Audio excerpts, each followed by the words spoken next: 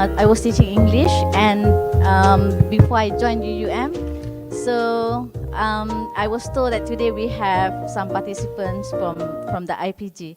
So it's good to know that you all are, so interested to join seminars.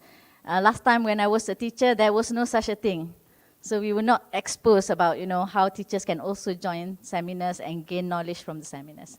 Okay, so I welcome you all to this seminar and hope you gain something from it. Okay, this morning we're going to talk about student engagement and empowerment in high-flex learning in higher education. But I saw you also can relate this to the school, into school environment. But it's just that sometimes it's quite difficult because the facilities in the schools are not the same as in the higher education. So there are like limited chances for, truly or full-fledged trying to implement high-flex. However, we are looking forward to, the future of our education in Malaysia. I'm sorry about, for having, I just had my sore throat.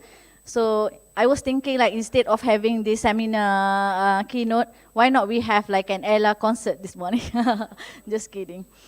Okay, now, where shall I point this? Okay, now. It's not working.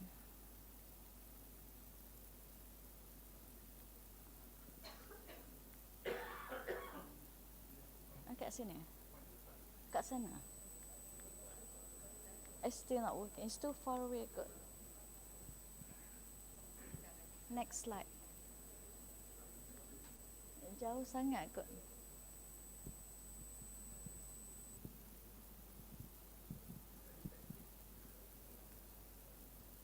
Oh, okay. Now, some of the things that we're going to talk about with regard to high-flex education is we are going to look at how education has the evolution of education from education 1.0 to education 4.0 now. Okay, and then we're going to see some online learning models that we have come across and why we are moving towards high-flex. Okay, and then we're going to see what high-flex is actually, how is it different from the things that we are having now.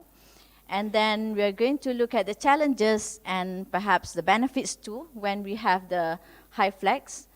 And then next we're going to look at how we can engage students and how actually high-flex can empower students more if we implement it the right way. And what's more in the education? What's the future is going to be like? Okay. I cannot seem to control this. Boleh? Next slide. Okay. Now, this is what we have gone through. In education 1.0, perhaps when I was schooling in those days, okay, the learning materials or access to learning is purely face-to-face. Okay, even when I was in the university, back in the late 80s and early 90s, you see the learning, so the learning is like purely face-to-face. Even those who are doing computer science, okay, they were also limited because at that time there was no such a thing as the internet. Of course, in the early 90s, the internet is beginning to creep in, but that was it. That was how it was like. Okay, learning was purely based on face-to-face, and interactions with the instructors, interactions between peers are wholly face-to-face. Okay, the thing that is going that I can still remember, that, some of the things that I learned in the university is still there because it was active learning. So student-centered learning is not something new. It's already been quite a while. Okay, even though without any, online thingy, and we still learn actively through doing things, like doing experiments. I was doing a double major program whereby I was majoring in English and also bio. So it's like two different things. So for bio especially, it was really an active learning kind of thing. Okay. That was education 1.0. And then we have this distance learning coming in, because a lot of people are, you know, especially the working people, were also interested to learn. Okay, they want to upskill, they want to upgrade their knowledge, so they come to learn. And then we have this distance learning thingy, whereby at that time it was modular, kind of like distance learning. And the materials were being posted, and at that time there were already emails. So it's either being posted, the hard copy, or maybe soft copy through emails. And distance learning is very popular, especially when there is geographical, you know, limitations. Like, for example, in big countries like Australia, you know, people want to go to learn, but then the distance is like really difficult for them to go and learn. Okay, so we have this distance learning, but still it's purely based on, you know, modular approach. And then come in, you know, the Internet of Things, and, you know, a lot of people are, you know, learning through the Internet. At the beginning, Internet was not something that is for everyone, I think, especially in terms of creating content. Nowadays, we get so many people creating content on the Internet. But in the old days, only certain people with IT background or computer science background, they are the only ones who can create websites. Okay, you really have to learn the language to actually create websites or to post something on the Internet. So it was limited in that sense. So blended learning is something that comes a bit later. You know, I remember when I joined UUM, and then a few years back, there was this the policy that is being mandated by the Ministry of Higher Education, whereby they say like something, the programs in the university need to have these blended essences, okay, in their courses. So it's like 30% of the courses should be done by online. But you know, 30% was like something difficult for the instructors at that time. Even to comply 70% purely face-to-face and then 30% online, it was difficult for instructors at that time. Okay, even to comply to 30%. So we really had to work hard to make sure that many lecturers in the universities can comply the 30%. And then came COVID, you know, whereby we go from minimum of 30% to 100% online. So that was a huge a huge leap whereby people have to, you know, whether you like it or not, whether you know how or not, you just have to do it. So this happens in schools too, whereby we have to go 100% online. And then that's like the education, you know, 3.0 towards the end. We already have that, you know, 100% thingy going on before COVID. Even the hybrid mode is already there. But it's just that people are really not comfortable using it. We have like massive online, you know, open online courses, MOOC. We also have micro-credentials at that time, even before COVID. But still people are really wary about, you know, wanting to go fully online. But then after COVID, it's like something new for us. Online is not something strange anymore. And people are looking forward to go hybrid or online. Okay, so the students, if you ask the students, and there are research about, you know, how students feel about being hybrid and being in hybrid learning, they like it. They do like it.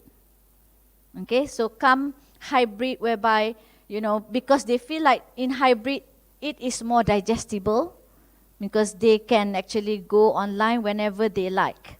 And they can actually reuse the material. In hybrid mode, usually we use LMS to put all the materials so that we can make sure that all the students can access it. Like when we did for 100% online during COVID, we make sure, we really make use of LMS.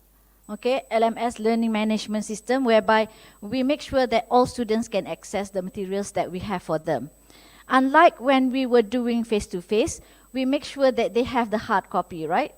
So in hybrid too, okay, we have to make sure that not only the students who are learning through face-to-face, but those online too will get the materials.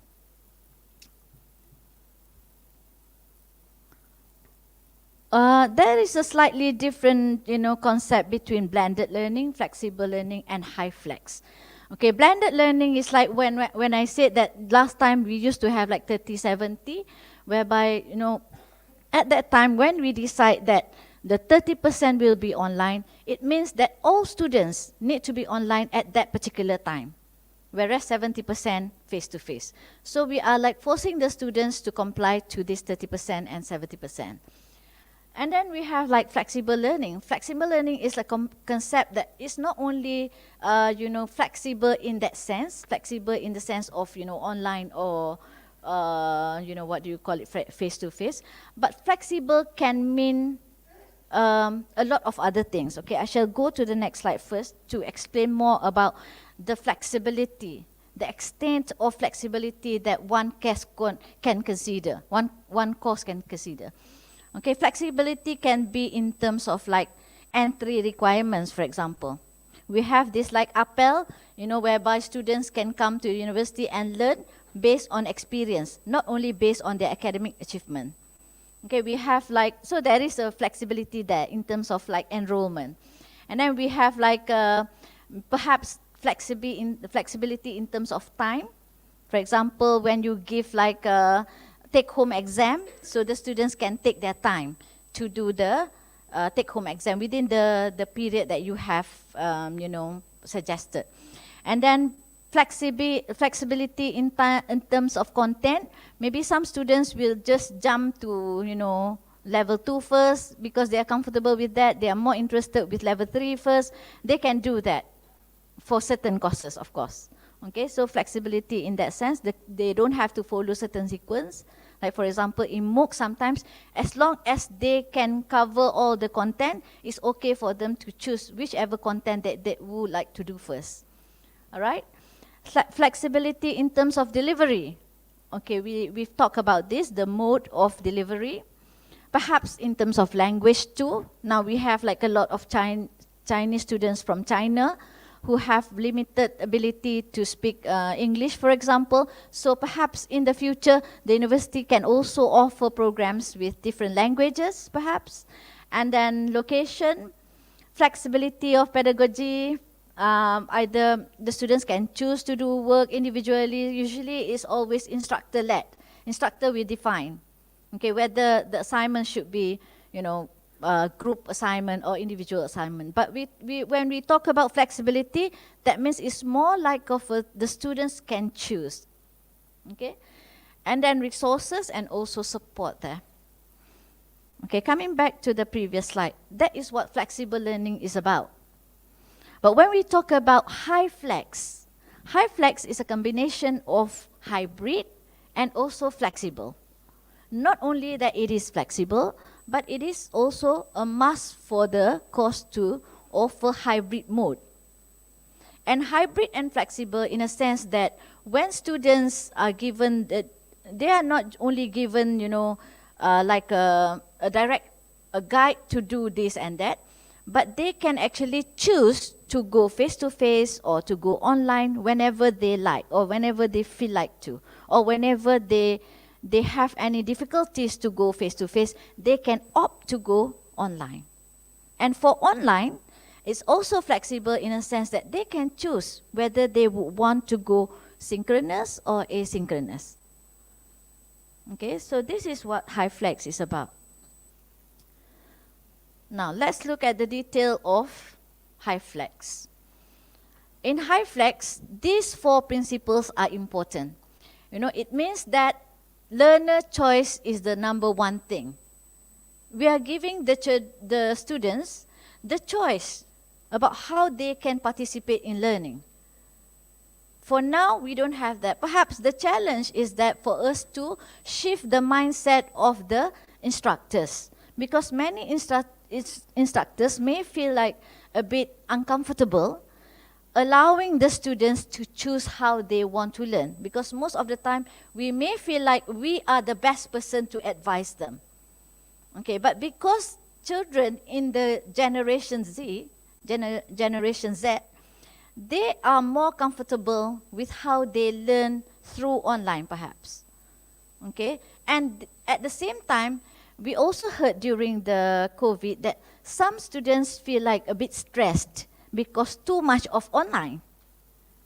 Okay, but after COVID, when we force them to come face to face, they feel like they cannot learn the best through face to face because they are the computer generation. They don't know how to learn from people, perhaps from face to face, but they learn better through online. So there is a mixture of that. So by giving them the choice, okay, for example, if we determine by semester or maybe perhaps on day-to-day basis or maybe weekly basis, then they can decide whether or not they are going to go face-to-face.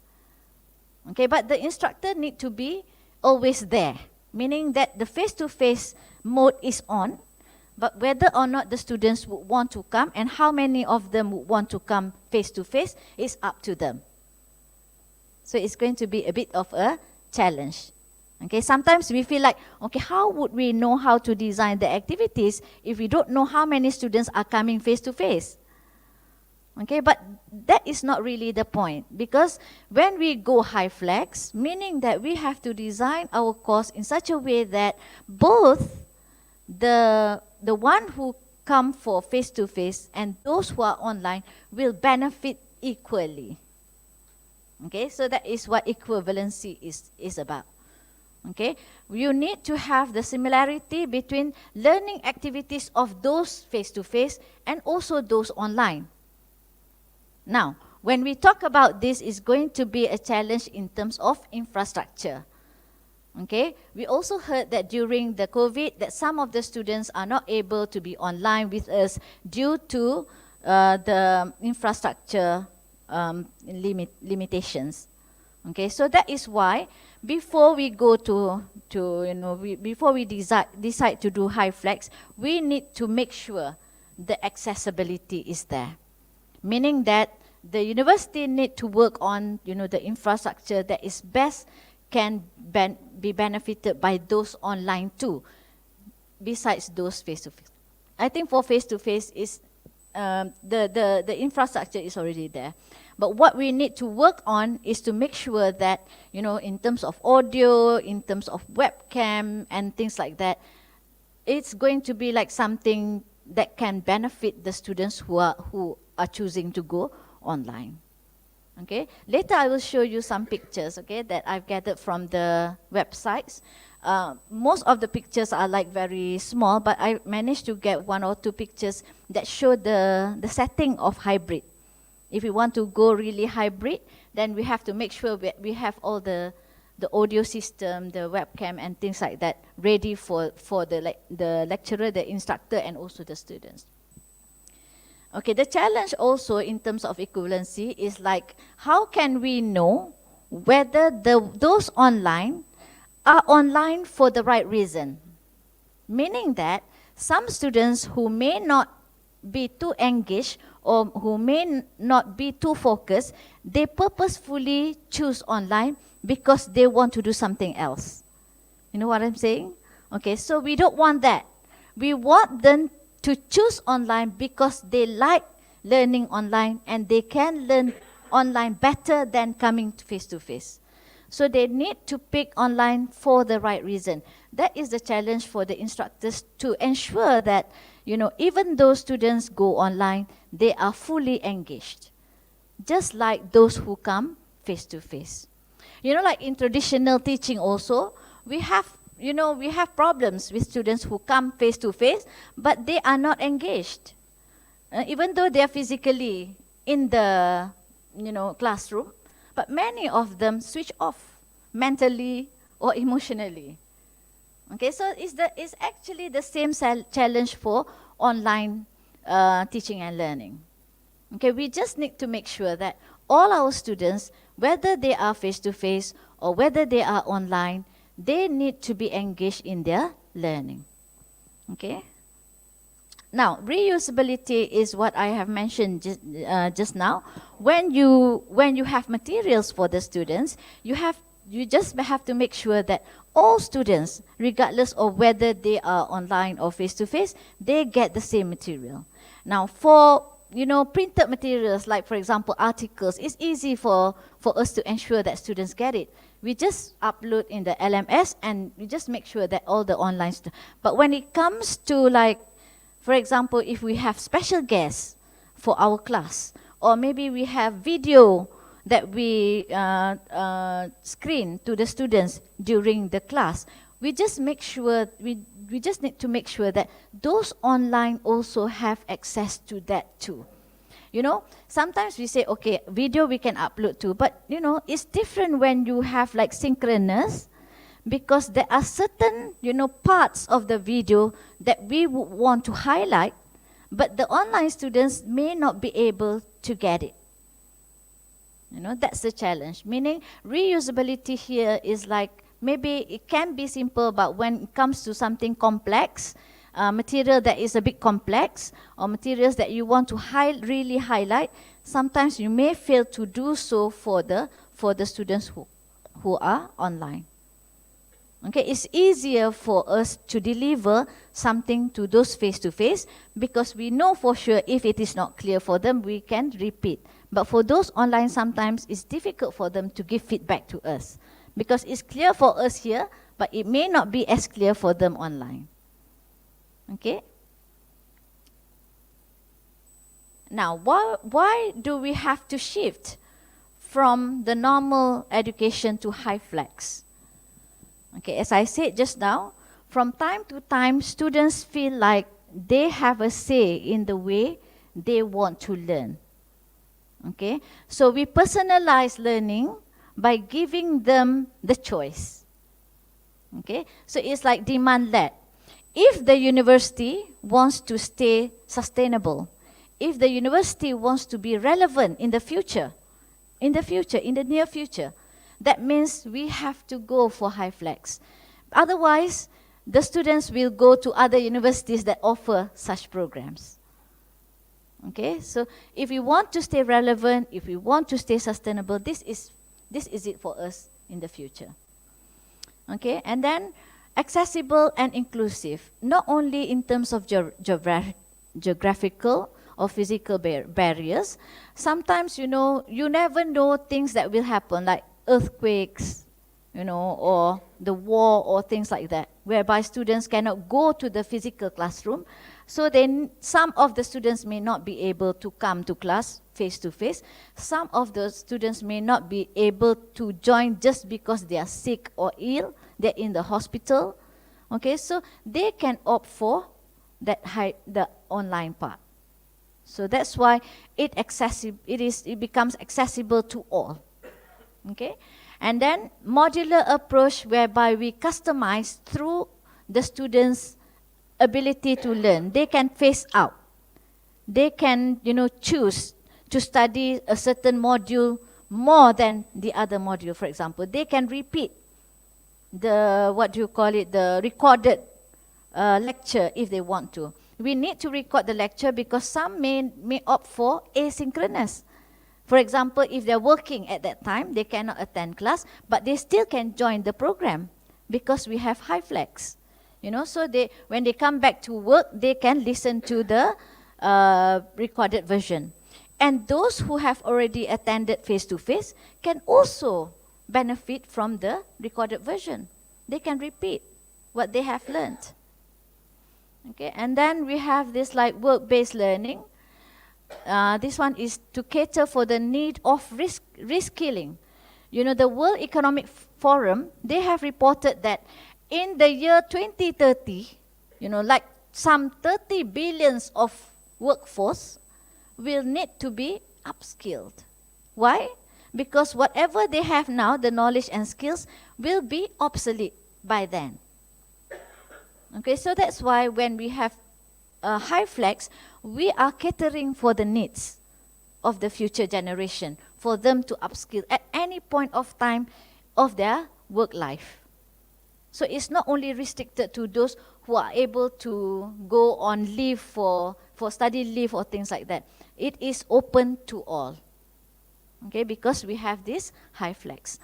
And then work-life balance. This allows students, especially the adult learners, to balance between work and life and family and personal circumstances. All right? And then this emphasis on students' EQ, because like it's similar to work-life balance, whereby they can choose whenever they want to learn, how they can learn best. If they have, like, for example, if they feel like they've been online for quite some time and now they feel like they want to go face-to-face with the instructor because they want to ask something personally, they can always come to campus and have a face-to-face session with the instructor. So it's going to make them feel more comfortable, okay, while learning. And of course, we are like promoting lifelong learning. Okay, because of the upskilling thingy, whereby learning, whatever you learn in the university, for example, nowadays, whatever our children are learning in the university is just a foundation for them to go and work later. It's not really something that they can, hold on to forever in their work life. Most likely, students nowadays, they are not going to be working in the field that they are learning.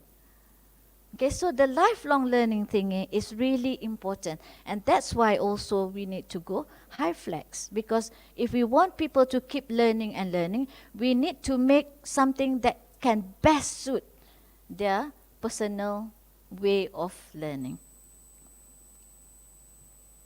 The challenges of high flex education would be student engagement, equity in terms of access. That's more to like the infrastructure just now. But I think most challenging would be the engagement part. Okay, how are we going to make sure that all students, the face-to-face and the online students, are really motivated to learn? And then also in terms of monitoring their learning. Okay, studies have shown that, there is no big difference between those who go online and those who go face-to-face. Those who have done high flex in their university, they were also curious to know whether the high flex environment will actually give negative impact to the students.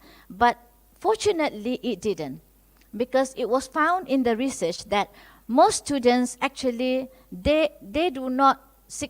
are not significantly different with the ones who are doing face-to-face.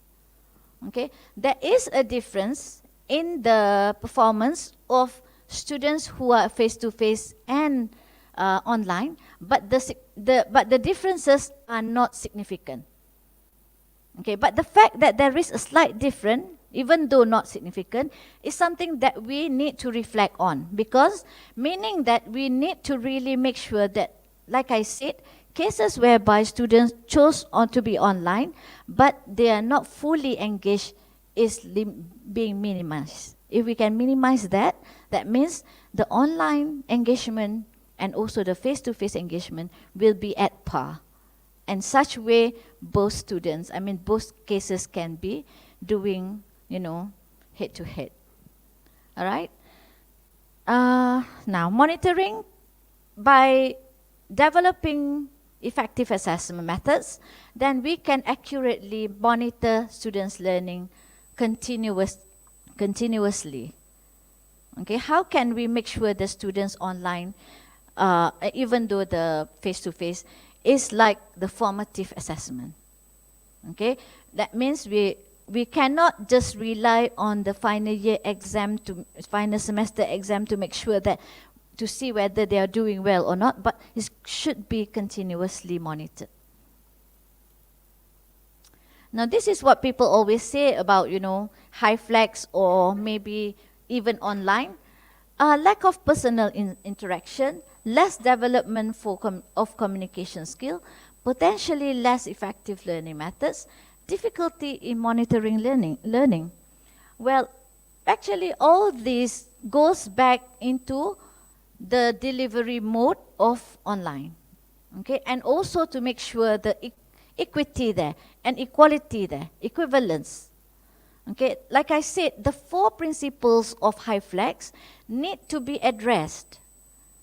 if we address all these 4 principles, that means there shouldn't be such disadvantages.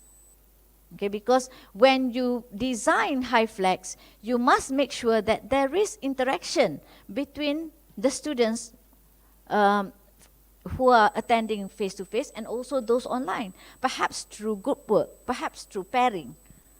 Okay, there is interaction between those students online and also with the instructor. That's why we need good, gadgets there to help us interact with them more smoothly. Okay, because we also have like participants here, we also have those online. So we need to interact with both group of people or even those asynchronous. How do you make sure that when you record and give it to the ones who opted for asynchronous, how can you make sure that those who chose asynchronous actually view that lecture?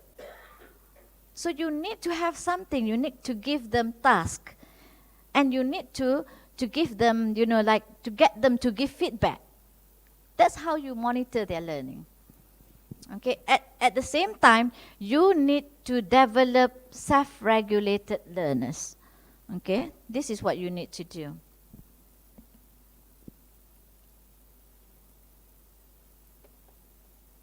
How can we engage and empower learners through HyFlex? Okay. We have personalized, the first thing that we need to do is to make sure that all students are clear about what we expect from them. They need to they need to be clear about what is the objective of the course that they are attending. They need to be clear of what kind of task that they need to fulfill for the particular course. So the course learning objective and outcomes, it should be very clear to the students. Okay, and then we need to also make the students, have a sense of autonomy, because they are the ones who choose to do it in their best way they can learn. So we need to highlight to them that this is the way that you can learn best. You have chosen this way, so you need to prove it to yourself that this is how you can learn the best. Okay, so they become autonomous learner because they personalize their own learning style. They personalize it. Okay, usually we come across students who are not engaged because they feel like we are not catering for their needs. We are not catering for the way they actually learn. So now we give it back to them. The ball is in your hands. How are you going to do it? How are you going to pass? How are you going to use the ball? Okay, as I said to my students, sometimes when they come to class early of the semester, they say to me, I want to get an A or A+ for your course. I said, well, the ball is in your hand. It's not up to me. By doing that, you actually shift the responsibility to the students. So HyFlex can do that to them because they are the ones who decide. Okay? All right. Use of LMS, of course, we are very familiar with this, since after COVID. Now everybody is like, okay, LMS, learning management system, no problem at all. Google Meet, Google Classroom, everyone knows about it. Okay? And then flipped classroom model. We have this long time ago, but perhaps some people are not utilizing it. Flipped classroom can engage your students because when they come to class, they are more prepared. You give them materials, you give them tasks before they come to classroom. When they come to classroom, they are more ready to discuss the topics that you're going to discuss for that particular day. Okay, and then project-based learning. This one is an authentic kind of learning. Now we have like AI thingy, right? So a lot of instructors are worried about the students having to use AI for their tasks. But it's okay if you give them something really original, give them some project that requires them to go and collect some data on their own. No AI can help them. Okay, so project-based learning can help the students to become autonomous learners too. And then peer collaboration. Whether the students are online or face-to-face, they need to collaborate. You have to make sure that they collaborate. So the group work, the pair work, can be a mix of both students who decide to come face-to-face and also those online. And you have to prepare the platform for them to discuss. Because those who opt for online may not be any close to the campus. But students nowadays, they are very flexible. They always, even though they are on campus, they would also discuss online. Because they need not go out of their room, out of their hostels. Okay, so this is not something new for them. So peer collaboration via online is really easy for the students, and we need to have this because we need to make them belong to a certain learning community. We need to get them to be engaged. You know, some of the instructors may not like the fact that, you know, they have WhatsApp group for all the course that they are teaching. Okay, for me, I find that, you know, having WhatsApp group is some sort of a learning community that we create for the students. They have a sense of belonging to the course because they belong to that same WhatsApp group. And the information that you give to them is the same information for all. Okay, so you need to have that for the students. Feedback loops for tracking and monitoring. You give them feedback, and you get them to give feedback through reflection there. Okay, and then scaffolded learning. Scaffolded learning meaning that you need to make sure that the students are slowly but surely will be confident enough to do whatever task that you get them to do. You know, like for example, especially for difficult courses.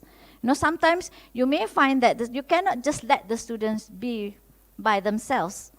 Okay, like when we want to teach small babies, you know, like toddlers to walk. We don't just let them walk. We hold their hands first. Okay, once they gain the confidence, then only we slowly let them go, and so that they can walk and they can freely walk, and soon after they can run. So that's the concept of scaffolding, meaning that you need to give a sense of confidence to your students by firstly guiding them closely, and then eventually you loosen a bit and then let them go. Okay? And then assessment for learning, like I said just now, is formative assessment, not summative. Okay? Because we want to track down the students' progress. Okay, and then we have resource curation. This is really important because if you want to create a self-regulated learner, you must make sure that students know where to get the right sources of information. They need to go and get their own articles.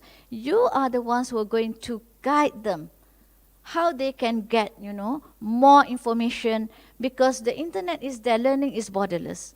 So you cannot just assume that students would know what to do, but you're the one who's going to guide them. You know, based on this topic, I want you to go and get, you know, some materials from this Google Scholar or things like that, for example.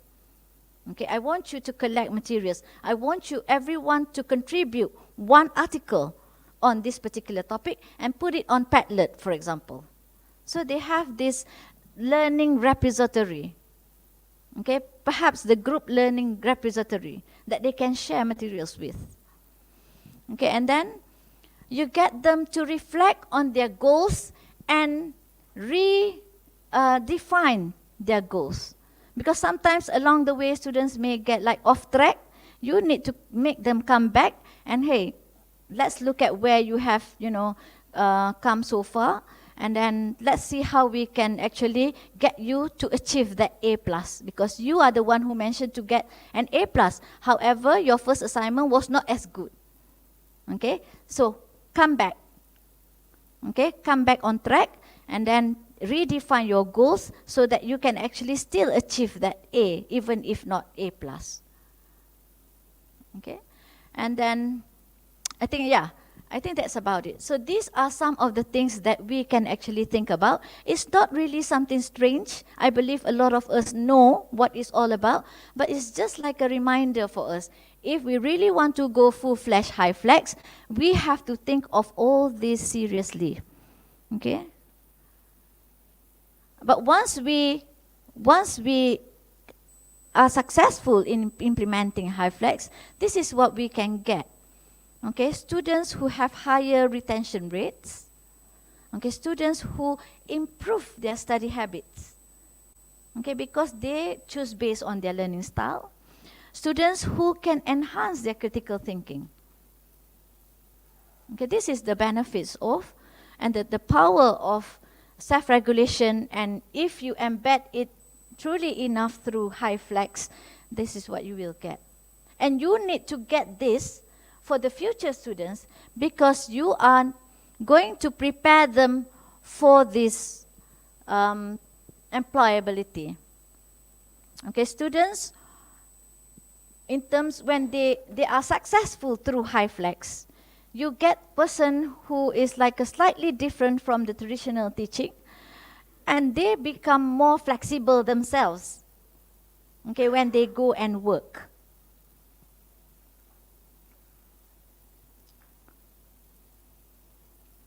Okay, this is the way forward. Can we play this actually? Oh, sorry. Can we play this? This is what we are going to prepare our students in the future for. These are the kind of jobs that they're going to get into. So if we are not preparing them enough, they may not be able to survive as workers in the future. Boleh kah? I cannot seem to...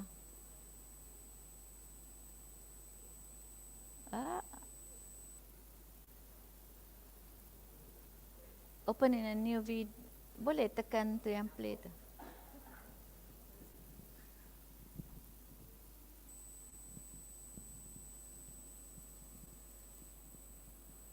Tak boleh kah? How much time do I have, Dr. Ruzaimi? Ada sikit. 5 minutes, 10 minutes.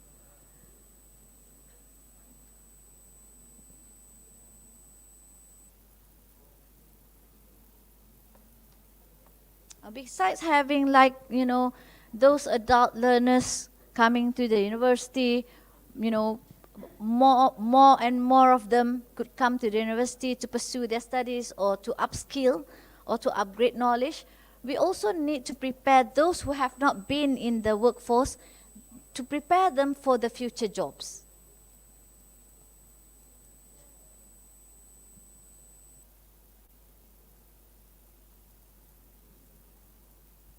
Ada tak? Boleh tak? Tak boleh.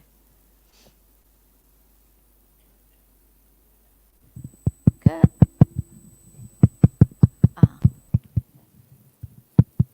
Is the sound there? Tak apalah, boleh tengok. Yes.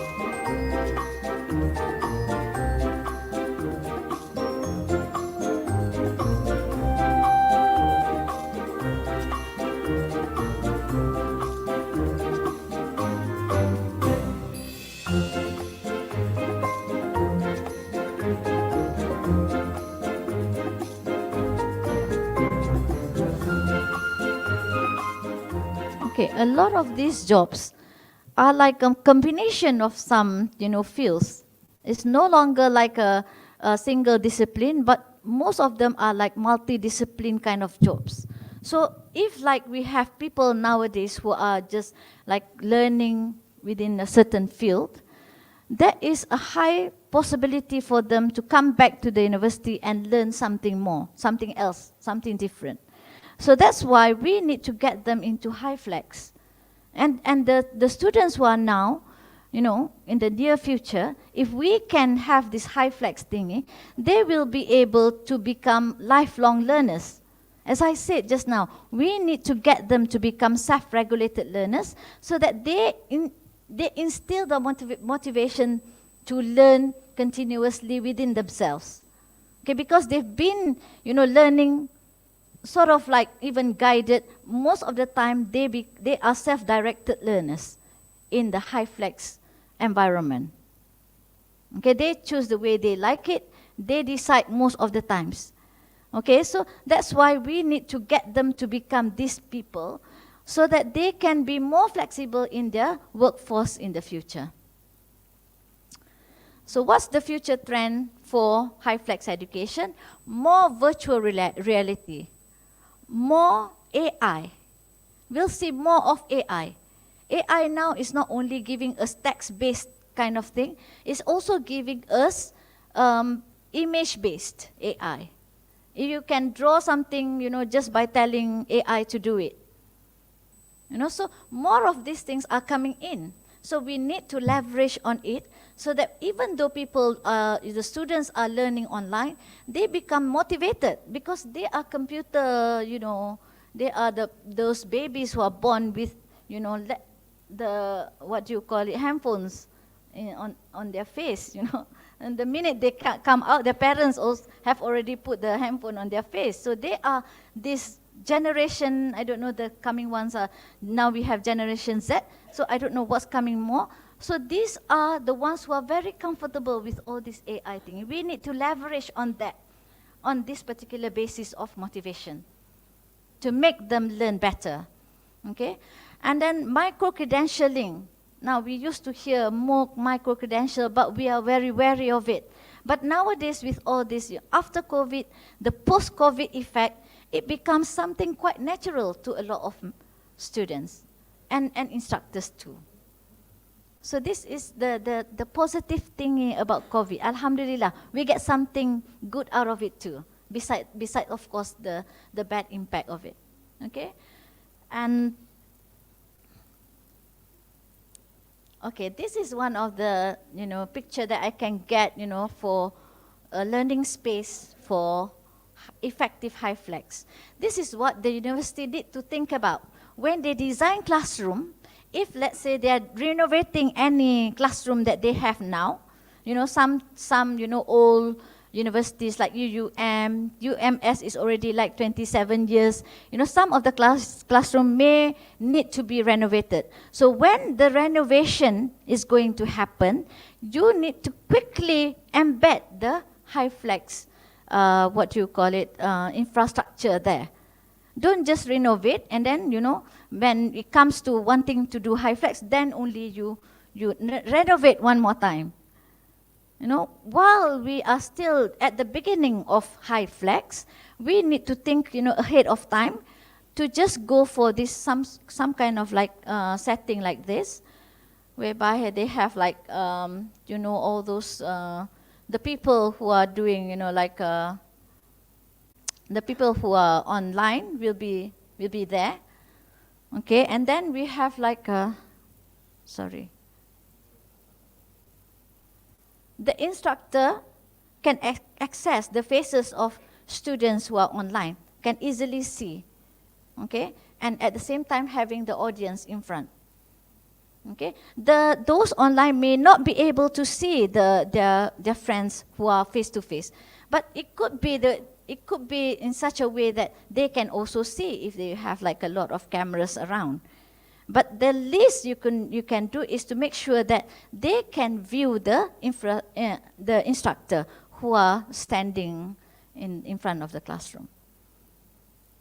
Okay. Okay, this is another setting. You see, you need to have like perhaps not only one screen, but a few screens. You need to also make sure that the students can view their friends so that they can interactively communicate with their friends. Okay, I think that's about it. Thank you so much for listening. Hello, hello. Hello. Hello, testing.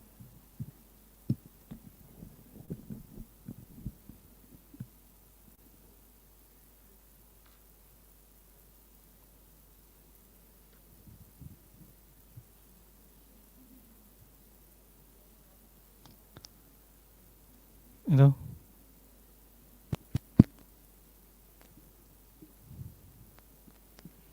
Hello, testing. Okay, thank you very much, Associate Prof. Dr. Tengku Faekah binti Ariffin, for giving us such informative and interesting presentation. So right now, ladies and gentlemen, we come to the Q&A session. I would like to have some question from the audience, please. There is any question? Yeah.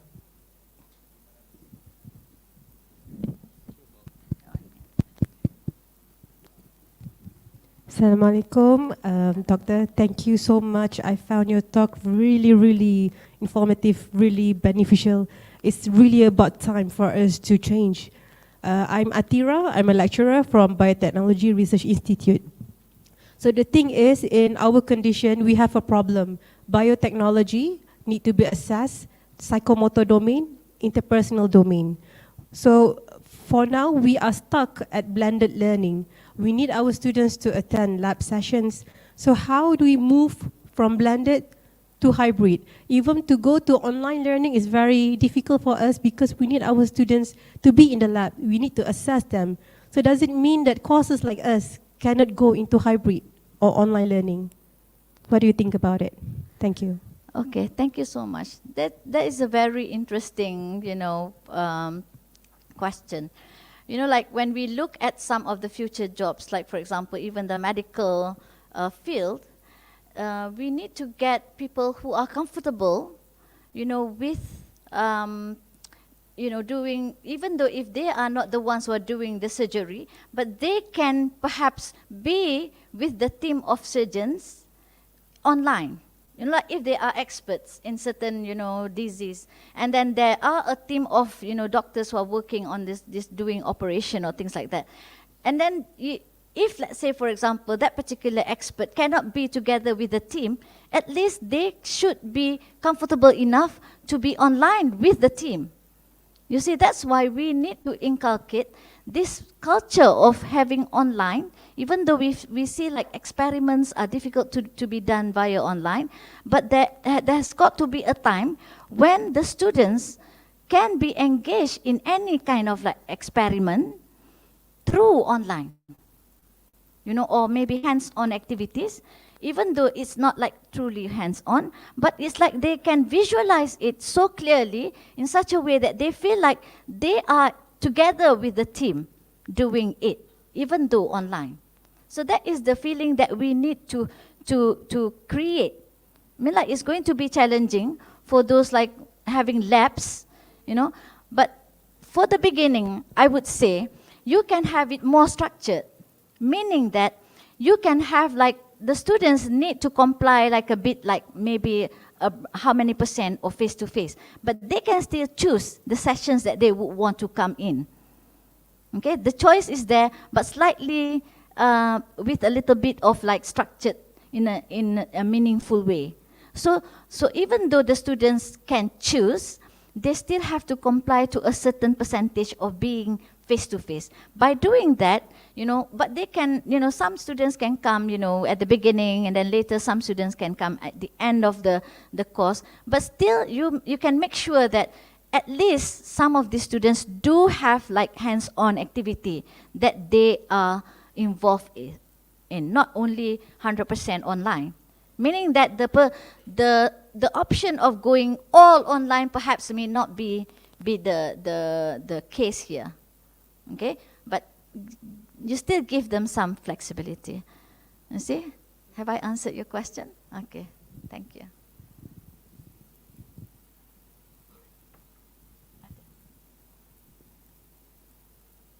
Sila.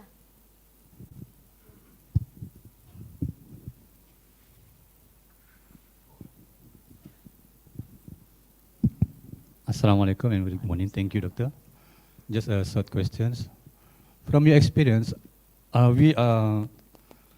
your experience, we are ready or we are forced to be ready? And how long it will take to change the attitude, especially from the academic?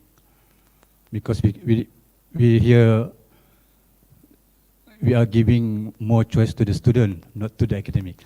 So what are your opinions? We are ready or we are forced to be ready? Thank you. Thank you so much for the question. You know, like there is the expression, ready or not, here we go. You know, so it's like COVID, ready or not, we have to do it. I think high flex has been there, it has existed since 2005. That was quite a long time ago. But people are just not really aware of it, or maybe many are not really, you know, ready to do it. Okay?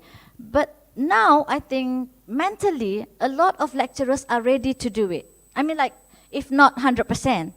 Because of COVID, alhamdulillah, like I said, COVID has given us some, you know, comfortable in terms of using online and having our students online. Maybe not at the beginning, but nowadays, it seems like a lot of people are actually comfortable. Having online meeting, hybrid meeting, is like kacang, something like that. Online, okay, no problem. But last time it used to be like, online? What's online? Skype, you know, Skype was there for a long time, but not many people are using it. You know, so it's been, the high flex has been in the education since 2005. So it's about time that we embrace it. This is the time. This is it, I think. Okay? Yeah.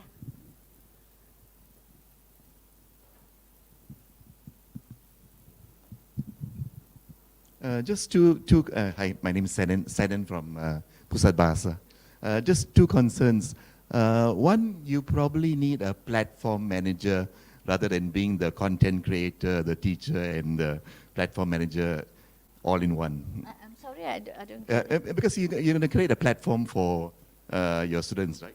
When you do this, so you're going to need a kind of a platform manager to help you, get the content in the way that you want to get the content to the students. Oh, usually, okay. Because otherwise it's too much work for the educator. The educator is becoming a webmaster and web moderator and everything in one, yeah? And then the second thing is, there's a danger in any of kind of blended learning, the danger of spoon-feeding students. Yeah? Some universities are saying, don't give them readings. Yeah? Quote unquote, our students hate to read. Okay, and give them YouTube videos. Leading to the dumbing down of universities, especially public universities. Thank you. Okay. Well, I will try to answer that. Well, I think, yeah, there's also a tendency to be like that, of course. But we need to think of how we are going to deliver it more effectively. Say, for example, if you say that we are giving them, like materials for them to go through by themselves. But at the same time, if we want to create self-directed learners instead of those whom we are spoon-feeding, we need to challenge them by giving tasks that requires them to go beyond what is given to them. Like, for example, the other day in UUM, now we are moving towards, like, not really high flex, but we are moving towards more online than face-to-face. Okay, so we have like a few weeks of online, and then we also have like in the beginning, in the middle of semester, and at the end of semester for face-to-face instructions. For the online instructions, like what we are used to do during COVID days, we need to ensure how the students can be engaged, and at the same time, we need to make them learn beyond what is given. That is the way. That is why we need to cultivate the critical thinking. We can give the material, of course, for them to learn and reflect. Okay, the reflection bit will be the task that they have to do, and beyond that, they can go and search for another article that is similar to the topic and read it and share it with their friends. You see, we are the ones who are going to guide them through it. By doing that, we are trying to cultivate this learning habit in them.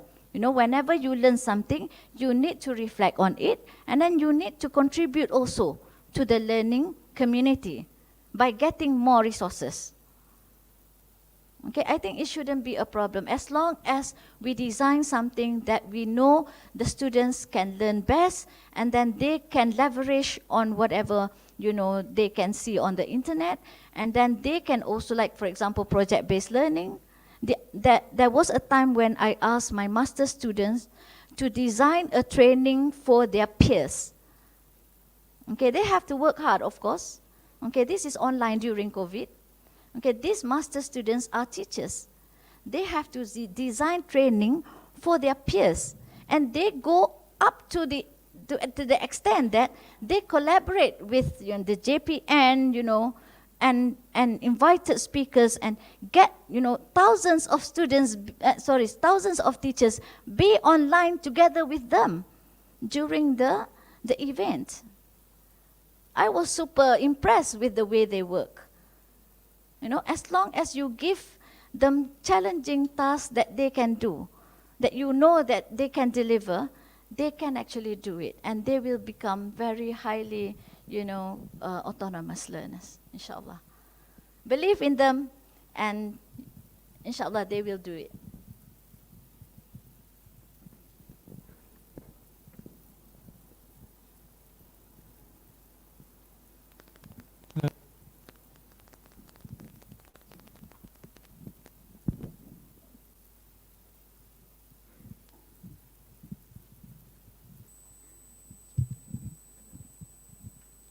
No, testing.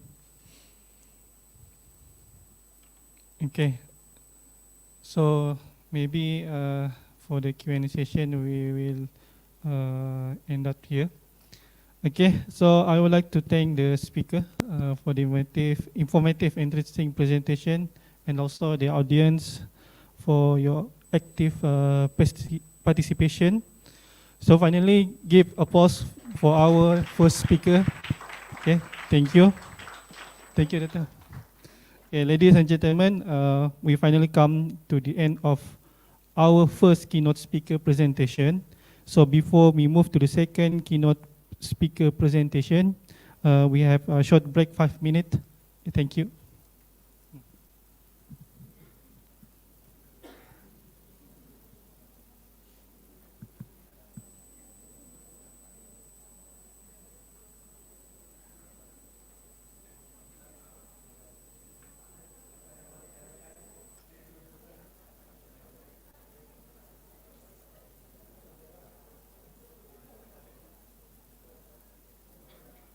Test, test, test, test, test, test, test, mic. Test.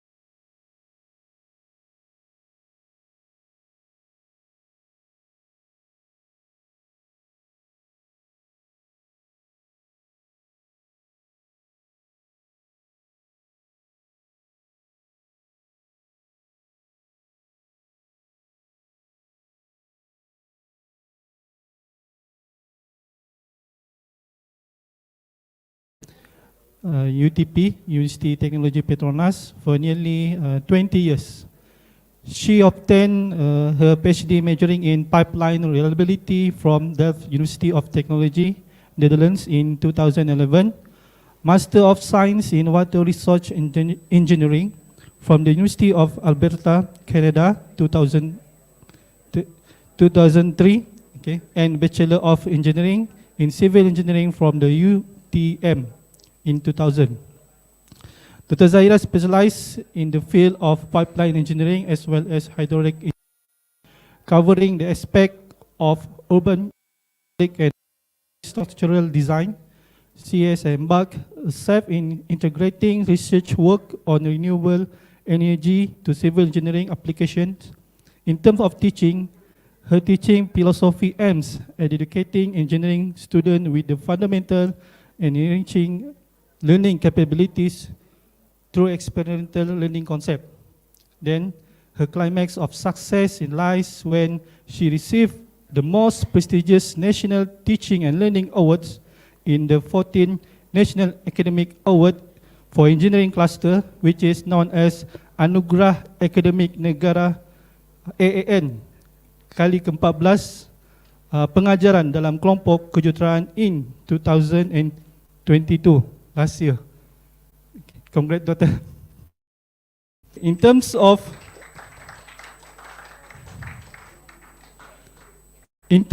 research, she is already obtained various research grants with cumulative amount of ringgit Malaysia 2 million, secured from various international, national, and consultation resource.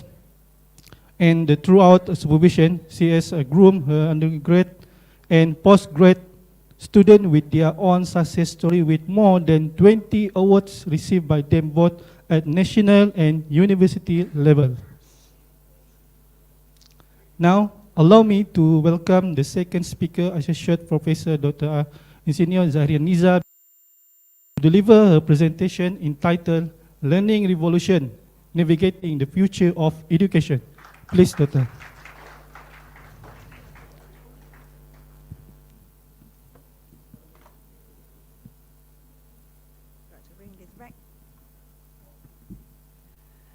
Okay, testing, 1, 2, 3. Testing, 1, 2, 3. Okay.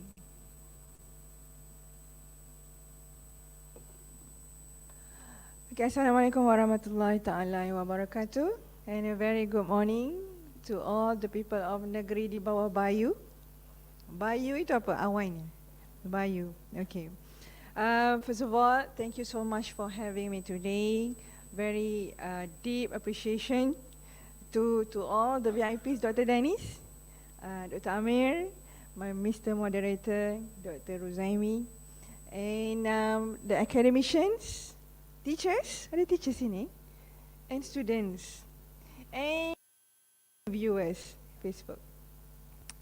I am very honored today to be sharing a little bit more about the topic, which is very deep. Dr. Amir gave me a very deep topic, but at the same time, I'm taking this opportunity for you to know me a bit more, so that you can also become what you want to become, a successful academician in your life. Okay, so let me just introduce a little bit about myself, because you have to know the person in front of you before you fall in love, isn't it? Orang Melayu ni indah.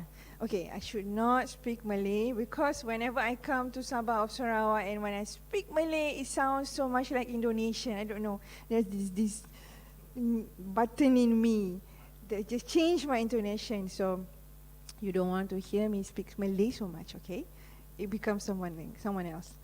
But you have to know me a bit. Mr. Dr. Rozaimi has introduced me as I'm a local from UTM, a master's in Canada, and doing my PhD in Dutch. So the first class ever that I joined, in any of my classes, I will have to explain about myself. I'm a little bit of 50% Malaysian, 25% Canadian, and 25% Dutch. So that's how my mentality, and that's how I bring myself. This is important. I'm not a typical Malaysian thought for some reasons that you will see in the journey of my teaching and learning. Okay, that is the context setting about myself. Simple person from a family of three. Bapa, government officer, and I've joined UTP since day one. If you ask me why I choose academic, because they said I'm good in teaching.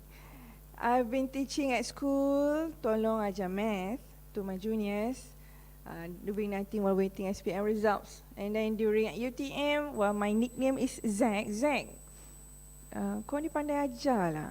And I said, okay, what does that statement mean? Okay.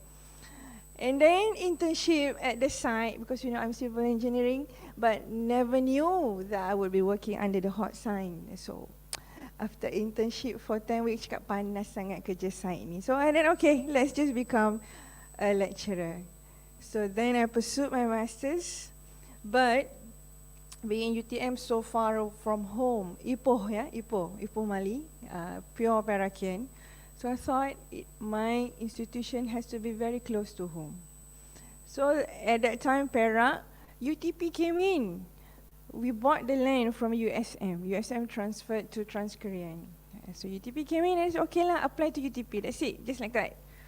But I was one of the pioneers in UTP, have been in UTP for 20 years. Convocation August 2000, joined UTP September 2000. They sponsored me for Masters and PhD. Okay, so that's about me. But if you ask me whether I regret not joining engineering, the answer is no. I told this to my students as well, because my batches who are now successful engineers, yeah, they design structures, they design buildings, bridges, whatever. But then I tell my students, I design you know, and you're going to design more structures, so I'm always the winner. You know, pujuk diri sendiri lah. So isn't it true? Okay, so that's about me. If you have any questions, you may stop me in any time. You are free to ask any questions related. Okay.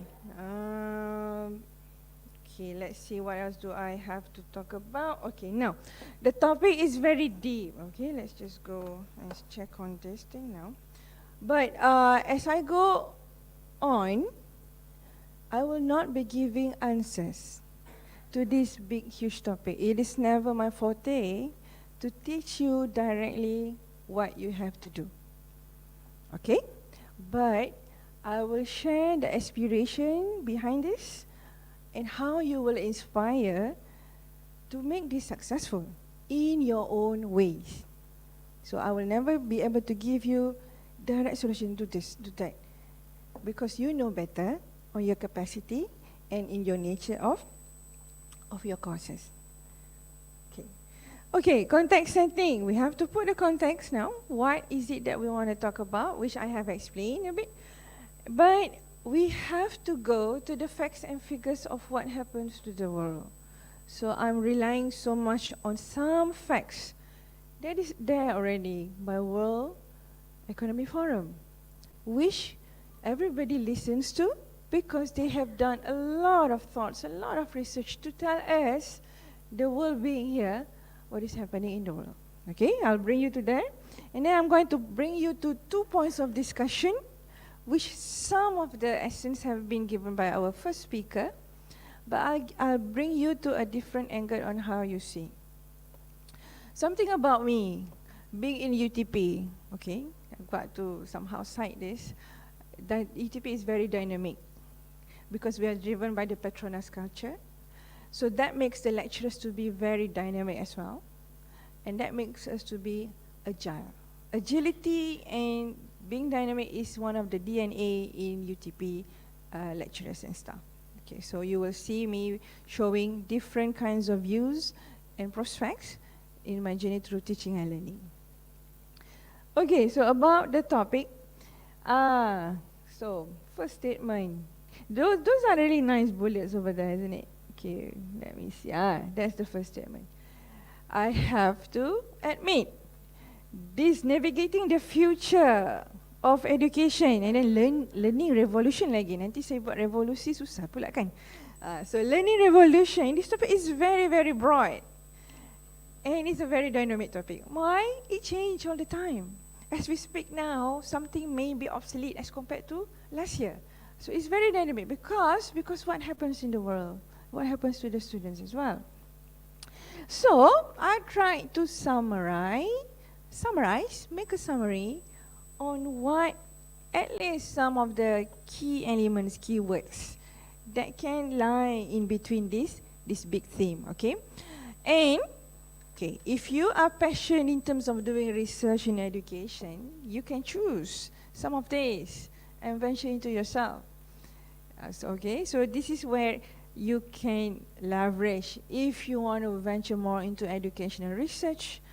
And these are some of the, mana tadi bulat-bulat tadi ya, sudah hilang kan? There. So these, there are like 13 of them. These are the themes that you can embark yourself into. Understand? So, I'm not able to deliver the whole 13 unless you give me one semester or you make me a minister, then I can read through, you know, and then I can come and just teach you. Cannot lah kan? But from here, I will pick the best two. Boleh? Fair? Okay. The rest, you can embark more, but I'll give you some essence of that.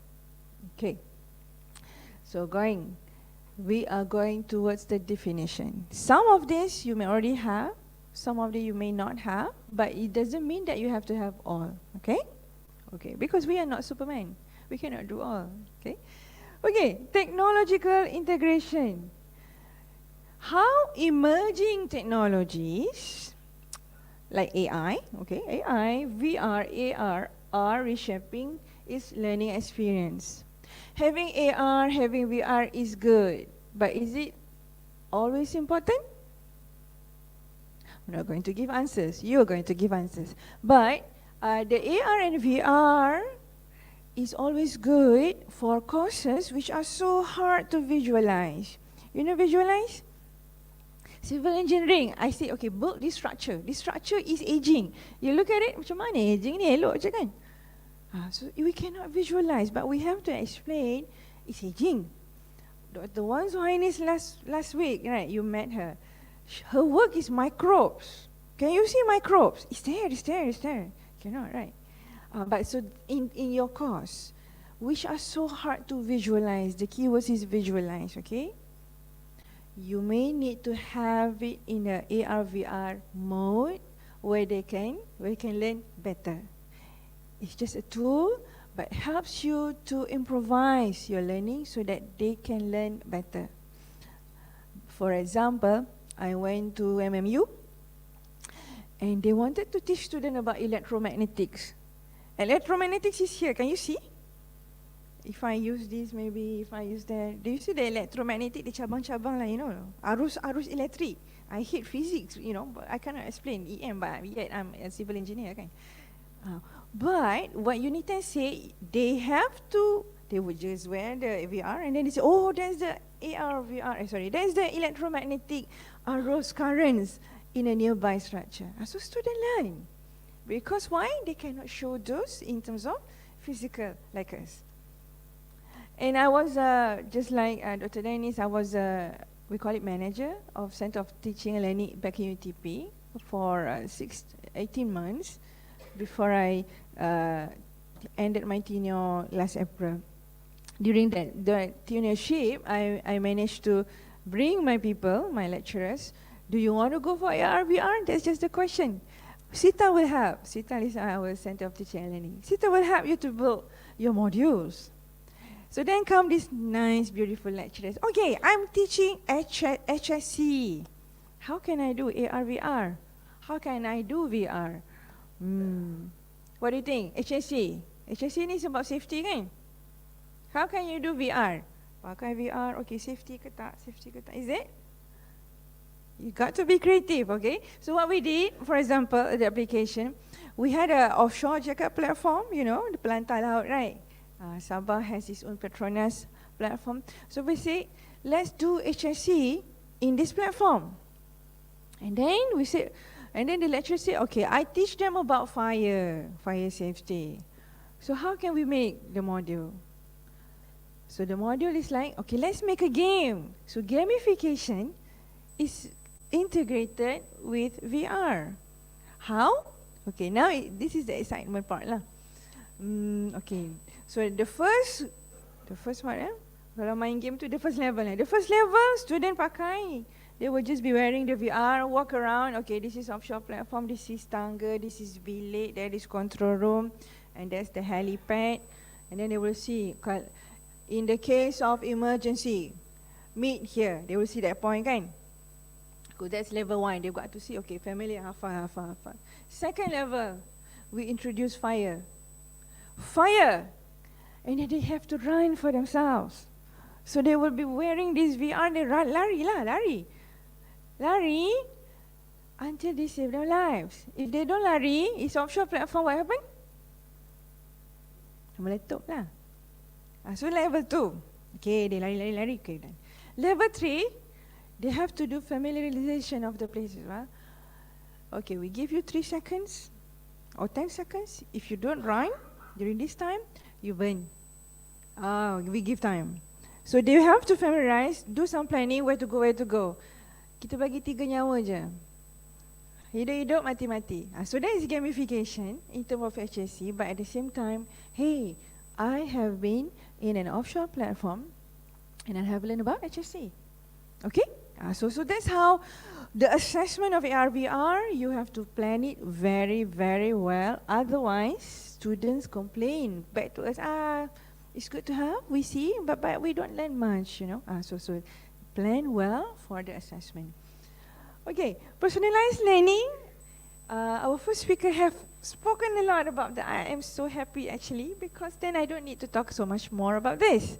But this is when you give the flexibility to the students on how they want to engage their learning, so that they can do as what they wish and within their capability. And we have blended learning model as well. It's a combination of online and digital learning resources, and globalization of education. Well, this one is very much leveraged on what we have online, kan? Have you ever tried to go overseas in your teaching and learning? Ada tak? If you want to win AAN, maybe you got to do that. Okay, I didn't do. Okay, I didn't go. But Utara, for example, okay, Utara, I happen to learn that even before COVID, they have tried to engage, for example, for humanities course, where they learn about values. So this great lecturer engage overseas, and the students interact, and then they can just complete several CLOs, course learning outcome, by doing so. So it's good if you have done towards certain globalization. Okay, tak keluar. Okay, then now it is. So you are scaling up. For ACRI, for example, if you happen to go towards international, you want to go and test your teaching and learning to Brunei, international, right? You can do so, because sometimes those are helping in terms of getting the award, but it's not mandatory. Okay. Okay, skills of the future. Okay, this one, please read. The focus on developing such skills such as critical thinking, problem solving, creativity, digital literacy. These skills is very important. No matter how good your tools are, your approach, your curriculum, if you do not make the skills to be as what the country, the world need, it's not good. Okay. Now, lifelong learning also being repeated, but the strength of lifelong learning, the recognition of learning, meaning to say, how do you inculcate the mindset of the students so that they learn even after finishing school. Some students cakap taubat nasuha dah tak nak belajar, betul tak? I was there too lah, tak boleh tipu. Taubat. My masters in Canada was so hard, taubat. Tak nak buat dah. But I knew I had to do PhD. But taubat, you know, when my turn for PhD came in, dia takut dulu. Dia beberapa hari dia, really? You know. But after doing PhD, it was good because I had the best supervisor. My husband is also a lecturer. He said, if people give me 1 million, I will not do another PhD. And then I look at him, I would do that because I had the best supervisor. So you got to pick the best supervisor. Siapa tak nak 1 million? Buatlah satu lagi PhD, isn't it? So that is how you see lifelong learning will take place. And because of that, my lifelong learning continues after my PhD. I came back from my PhD 2011. You know what happened when I came back? What happened to Malaysia? You were there. What happened to Malaysia? I got culture shock.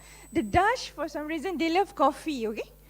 Coffee in Dutch, by rules ni semua ngantuk ni kena cerita sikit. By rules of the government, ni besar ni. All Dutch employers should prepare coffee machine facilities to all the employees. Wajib in the book. Even though they work outside for construction site, they would see the little coffee maker somehow. Wow, that is by the rules. So when I was coming back, I was heavily coffee lover, right? But then when I came back, what happened to Malaysians? They started to drink coffee a lot that time. 3-in-1 pula tu. Semua perisa ada. Itu the not good one, kita ada gula. The Dutch, black, no sugar. Black, no sugar. So there was this revolution about after coming back from PhD, Korean, everybody loves Korean for some reason. I don't know why. K-pop semua kan. But yeah, I did not learn. My lifelong learning on those things tak ada lah. But I continued to learn after PhD on something aspect, which you will see.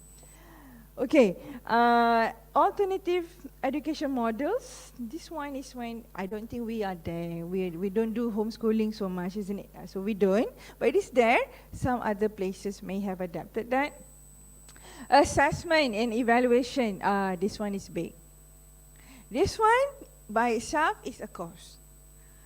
Because how you want to do assessment, for example, your lab, online kan? How do you want to do assessment? You have to think differently. Because why? You want to bring the best of the students, of the skills, through your assessment. The great ARVR that we give to our lecturers in UTP. If you do not make assessment, for what? I said, what is the assessment question that you want to embed in this module? I was very strict. Tak ada assessment? No, we're not going to build that. Okay? Because we have our own instructional designer, which is important. At every institution, you should have one. That is the person who can help you to build whatever necessary for your modules. Okay, equity and inclusion. This is so big lah. Let the minister answer this lah, kan? Policy and governance. We don't want to touch that. You should ask this a lot during Dr. Wan Zuhaini's last week. And okay, entrepreneurship. Who are here somehow try to bring their students into entrepreneurs? Boleh angkat tangan tak? Yang takut? Tak ada hadiah aja. Are you trying to, like Dr. Tara? I think Dr. Tara, she was trying to do something entrepreneurial, if I'm not mistaken. Kan? But entrepreneurs, please embed that into your curriculum, because this generation, they are different. You know, in my first class juga, I always talk to my students like I talk to my children. They call me as the mother in the department. Boleh lah, mama pun mama lah kan. I told my students very bluntly, my parents are smarter than me. I am smarter than you. Is that true or not? You want to debate? A question to you tau. Come on, UMS. Come on, Sabah. My parents are smarter than me. Betul tak? Why? Cakap je apa-apa. Cepatlah, cakap. Experience. They learn from hardship. Okay, hardcore. Zaman Jepun lah, zaman British lah. My mom fail lah, Form 5. Form 3 dia fail. Apa? ICE kan. But she can speak English perfect, man. For a person who failed, 15 years old, LCE ke MCE, can't remember. But she can speak English perfect. And whenever she's around, mak awak ni cikgu pencen ke? No. Because why? Their education that time. We got spoiled a bit because it's not so much hardship anymore, isn't it, during our time? Our students spoil so much because everything is in fingertips. Google. ChatGPT lah. They have answers within seconds. They don't go to the library so much anymore. They don't touch so much books because everything is just ask Mr. Google lah. Okay. But that's the challenge of our time nowadays. So, entrepreneur is what they like to do because whatever that they know, they like to venture. If we teach them a little bit more on, let's say, biotech product, make it entrepreneur. Civil engineering product, make it entrepreneur. Anything that you have, if you put the mindset towards entrepreneurship, that is the voice of the world now. Because these are the people who will generate more working job opportunities. Okay, teacher training and professional development. This one is ongoing. Make sure for you, for your good self, you are always engaged to the right pedagogy of the needs. Last time, I have to explain, but don't quote me, okay? UTP is highly driven by KPIs as well. In teaching and learning KPIs, ada je every year. Okay, what is your teaching and learning innovation that you make this year? So at the beginning of the year, okay, I have to do something. I have to do something so that I can answer to that KPI. What is the teaching and learning innovation that I have? But that make me to be at par with the current technology. And I have been compiling that documents because of this. Since I came back from my PhD, 2011, I submitted my AAN document in 2021, results announced in 2022. So it's a 10-year journey. But documents are very heavy, and I have the story, because why? Because I have been always engaged myself to the right lecturer development of the year. So kenalah buat KPI tu, janganlah tengok sedih-sedih. Sini ada KPI tak? Kalau tak ada, janganlah kot. Nanti you guys will marah me, you know. But in a way, it helps you to be at the radar of the current trend of teaching and learning. Okay. Ethics, ethical consideration. This is again too big to be discussed, but there are some discussion on your own course. She's been teaching ethics in teaching. Our first speaker in the taxi discussion, one of the courses in education is ethics. Betul lah. If you don't have ethics, no lah, you are going to produce non-ethical students as well. Okay, that's the hand. You're going to pick and choose, but how do we pick? Okay, we're going to choose a few, but I'll refer to what is important. Which one is beyond our control, we're not going to discuss. Policy semua biar minister je fikir, right? We don't disturb their domain. But you are the faculty and you have your students in front of you. So this one is how I zoom back on how you're going to leverage on those two fingers. Not fingers lah, hand. So in that finger, skills for the future, you have to know what your students should have. Do not, tiga kali ni, short sendiri. Just for the sake of conveying your CLO, that's it. Without understanding whether your students have the skill sets or not. Understand? So we'll go to the skill sets after this. But then you see there are two cartoons there. There's the lecturer, that's you, and that's the student. So meaning to say, the skill sets, who should have, it starts from you. If you do not have the skill sets to be able to deliver those skills to the students, it will be hard. So you have to what? Find a word. You have to fill in the blanks. Ni lecturer ni ngajar. You have to change. You have to change. Change is not easy for everyone. Betul tak?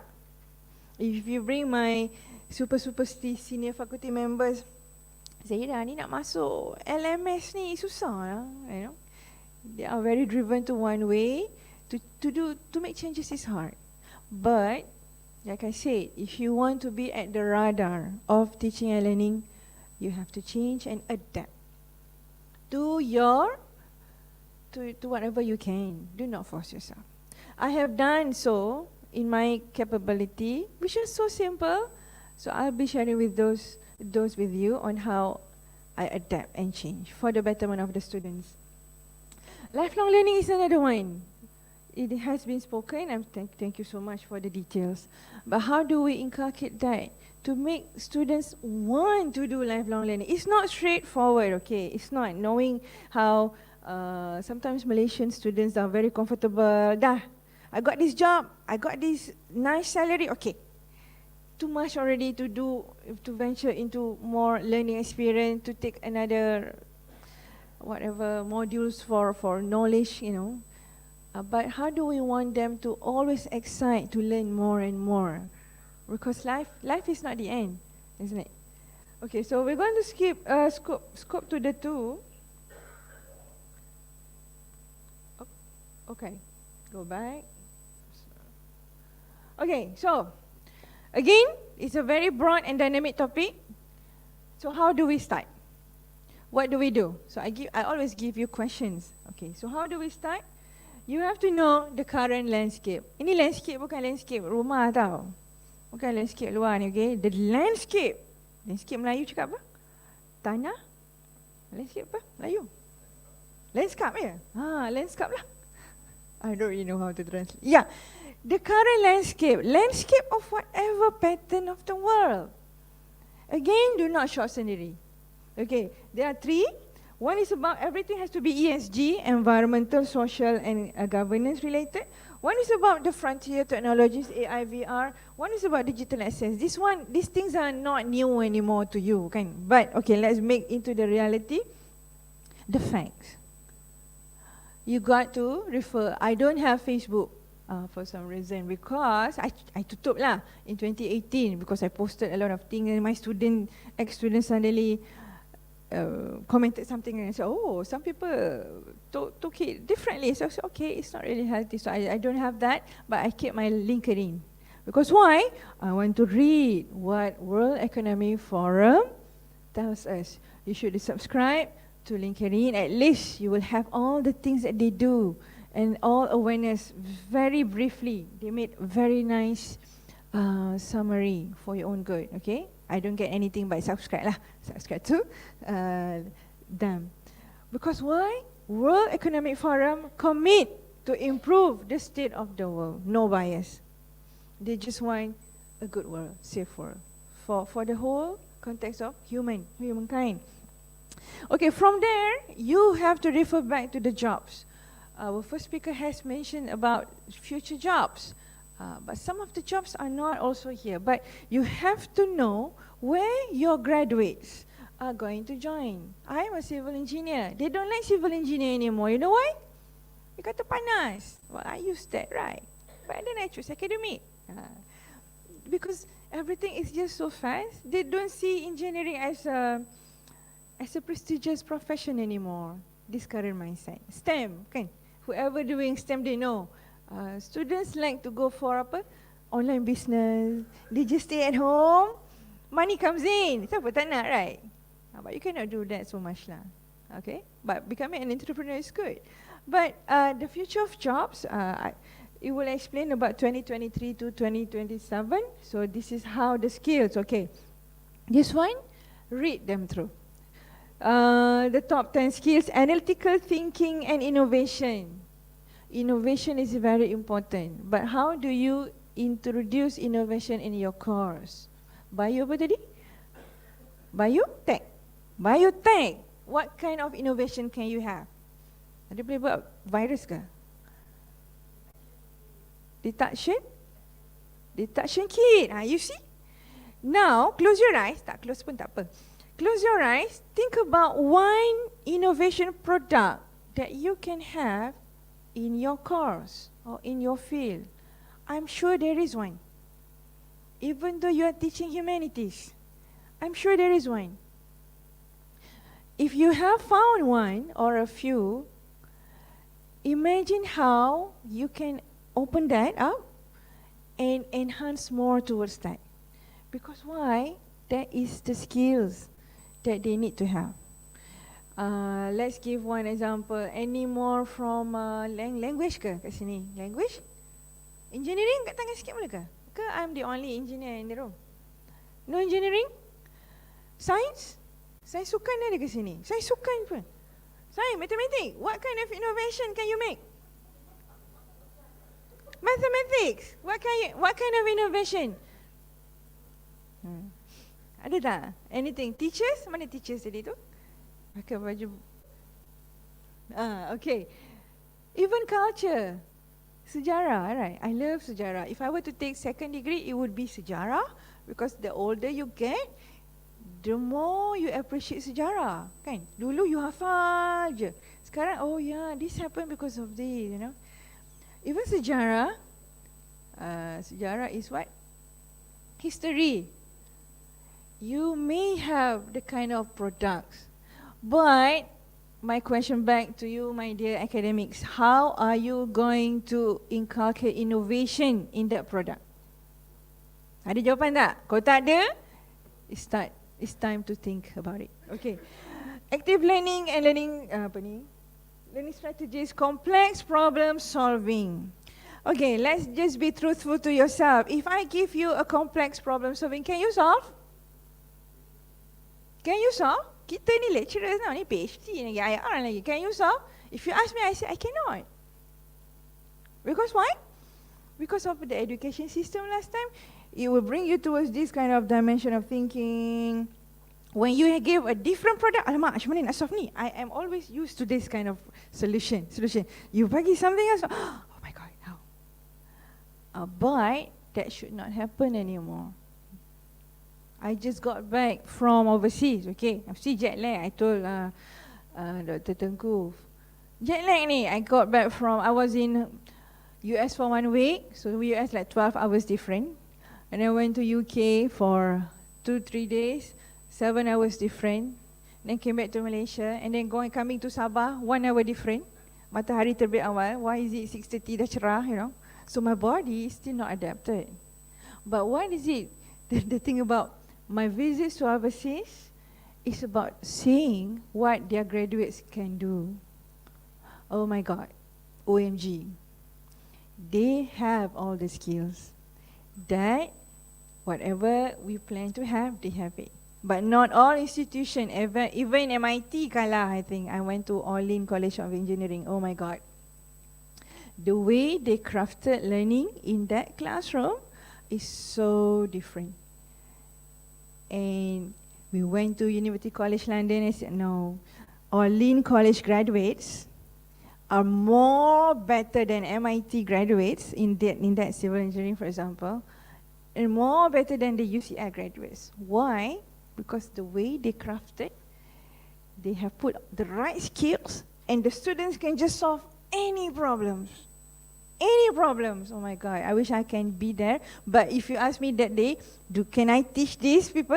I cannot, because I'm not equipped yet. But you see how complex solvers, critical thinking is there. Okay, the closest to us is Singapore. I went to Singapore as well for benchmarking visit. Singapore SUTD. That one also OMG. Because since day one, everything is heavily on project based, which will be in my later slides. But oh my God, you just say, build something. They just build. They just like these Tony Sharks, you know Tony Sharks? Tony Sharks apa? Iron Man. They just know what to do. So it has happened, but are we there yet? You know the answer. Okay, that is how the job landscape is. And then these people again, see, I put WEF because the data does not come from me. I don't want to lie, I don't have the data. But WEF say, hey, students say, young people want education and skills for a better future. You say you have brought in entrepreneur, ya? Siapa-siapa lah. But how do you teach entrepreneur? Okay, entrepreneur equation pertama, apa itu rugi? Apa itu profit? Betul tak? Apa itu break even? Okay, final exam. Dah. Are they entrepreneurs? Baik-baik cakap. Itu betul. Dia tak. She's been truthful. Tak ada kan? Because we are very final exam oriented. But there, in Singapore, in All-In, they are entrepreneurs. They walk out that room, jobs are waiting tau. Because they know these students can do innovation, and many, like 30% of them start to have what? Startups, 30% of their graduates. That is entrepreneurs. Okay? So, okay, let's go straight to the, okay, even at the school, okay, these few slides just to show and prove you the kind of skills that are required. You are seeing several things being repeated, lifelong, problem-based, accessible, inclusive, personalized learning, and so on and so forth. But in the next slide, I'm going to enhance a bit more of those in the black bullets. Critical thinking is needed. How do you measure critical thinking in students? Do you have rubrics? You say, I have made students' feedbacks. They say, we have developed our critical thinking better, full stop. And they say, hey, there's a proof. You want students' reflection kan? Kita ni naif lah. Ada. Students say they have improved. But it's just very subjective. You cannot prove. It's just your perception. Until and unless you develop those towards critical thinking, they can solve anything. They are very analytics. They can problem solving. They can do managing, self-management, and finally they can do lifelong learning, which is active learning. So that is, my dear, what you're not speakers, you are listeners. So this is what students should have. But finally, they go to top 3. They embed problem-solving capability, collaboration. How good is your team working? Is your student working in a team? Are they good? Are they good? Boleh tak? Do you emphasize a lot on collaboration? No? We don't know. Singapore shared with us, our team, SUT, they said, the national has made survey to our graduates. Our graduates said they are very competent in 3 things. They can do integrated projects, they are innovators, they are good in collaboration work. Students cakap, you know. So that means it's a successful institution. So if you give the survey to the same class, your class, you can understand, you know already how much will they tell about what you have built them. Okay, but these are the 3 things which is very important to develop the skill sets. They have to be adaptable, they have to be collaborate, they have to be solving problems. Why is adaptability being mentioned? Is your student adaptive or not? Tak tahu kan? But I had a question by Petronas themselves. The HR person come to us. UTP, dia cakap, maybe you should teach your students now to be able to take failures. Okay, I repeat. Maybe you should teach your students to be able to take and adapt to failures. Because all these students, sometimes everything is at the peak, kan? Berjaya, SPM, berjaya. And then when they work, they find failures, what happen? Depressed. So that is a big statement coming from employers. If we do not teach them to fail, it's okay to fail. But find ways, problem solving. What is your critical skills towards that? There is accountability. You have to be accountable to your failures, which me, in my classroom, I have forgotten to include. I always say a best design, optimum design. See, design structures, isn't it? Civil engineering. But when it comes from top down, then comes back to us. Have you thought your students with the right skills to handle any failures? They have to be agile. Write these keywords, okay? You can have a paper, how to build agility in biotechnology course. Satu paper dah. How to build leadership in biotechnology course. I'm sorry, it's your course again. Second paper. It is a paper. The good thing, okay, I'm not, if you try to find me in publication, I'm not actively in publication. I just have a few and not even more than 5. Not even Scopus Index. Because it's not my, I'm an engineer. I do some sampling in my class. So engineer ni structured tau. Structured tau. In our mind, you have to see our very structured. So and then got the results and then publish. Okay. But we don't know how else to maneuver for me in terms of engineering education. Okay, tak nampak sangat because it has been all this while very concrete. Mesti ada graph, mesti ada bar chart, table form. That's us. But into educational engineering research domain, there are always ways to maneuver. So I would love you to venture. So the targeting on one entity of skill set can be a paper itself, for example. So it depends on how you want to see. Okay, we don't have much time, I think, yeah. I have around 50 minutes. This is you. So on the right side is what you have to have in the students, but what about you? How many ticks are there in that 1, 2, 3, 4, 5, 6? Cuba fikir diri sendiri, not going to answer me. Are you there? Are you there yet? Sometimes you know your children, are we there yet? Are we there yet? Belum sampai lagi. Are you there yet? If you are creative, which this SILT is all about, you should thumbs up to Dr. Amir and the team. You know why? With this kind of platform, with this kind of event, you are building the little you in teaching and learning. And you should participate. Whatever innovations you have, you should participate in the papers, in the tomorrow, the acrylic type, and so on and so forth. So this is the platform. But you have to be creative. You have to be critically thinking. If I give you a problem statement, this one, make the bottle red. Boleh jawab tak? Make the bottle red. Make the bottle moving. Boleh jawab tak? Ni tak pandai lagi ni. You don't have number 2. And you don't have number 1.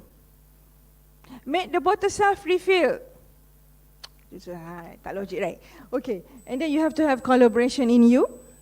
How far you want to extend, you cannot be too much introvert. Dalam kelas ni ada introvert, extrovert. I'm 51% extrovert, 49% introvert. Di tengah-tengah, you know. Okay, so you have to be able to collaborate. You have to be able to communicate and so on. So these are the characters you need in order to have them in. Okay, come to the next life learning experience. This one will be short because I'm going to tell you about my stories. How do I keep on learning? And from there, how the students are inspired. Because I make myself as a role model. So this lifelong learning, pengajian sepanjang hayat, is no longer new. Malaysia ada fakta, okay. This one is from where? Kementerian Pendidikan Malaysia. So Kementerian Pendidikan Malaysia has to make this, propaganda for you to learn. Have you seen about this? Are you a lifelong learner practitioner? Betul kan ni? Betul kan? Ada angguk tu okey lah. Yang tak tahu nak angguk tu, tak tahu nak buat apa tu, that you are in big trouble. Okay. You have to at least satu. Kalau, okay. We have to change. Because why? This is, okay, for example, you learn so many things. Whatever that you want to learn for the betterment of you. I happen to have a graph of myself, but I'm a little bit too shy to show today. I've taken it out to show my progressive of learning. Ada banyak downfall, you know. If you ask me where I cried the most in my life, what do you think? Masters. Ooh, masters, man. Because it was the shift from Bahasa Malaysia to English.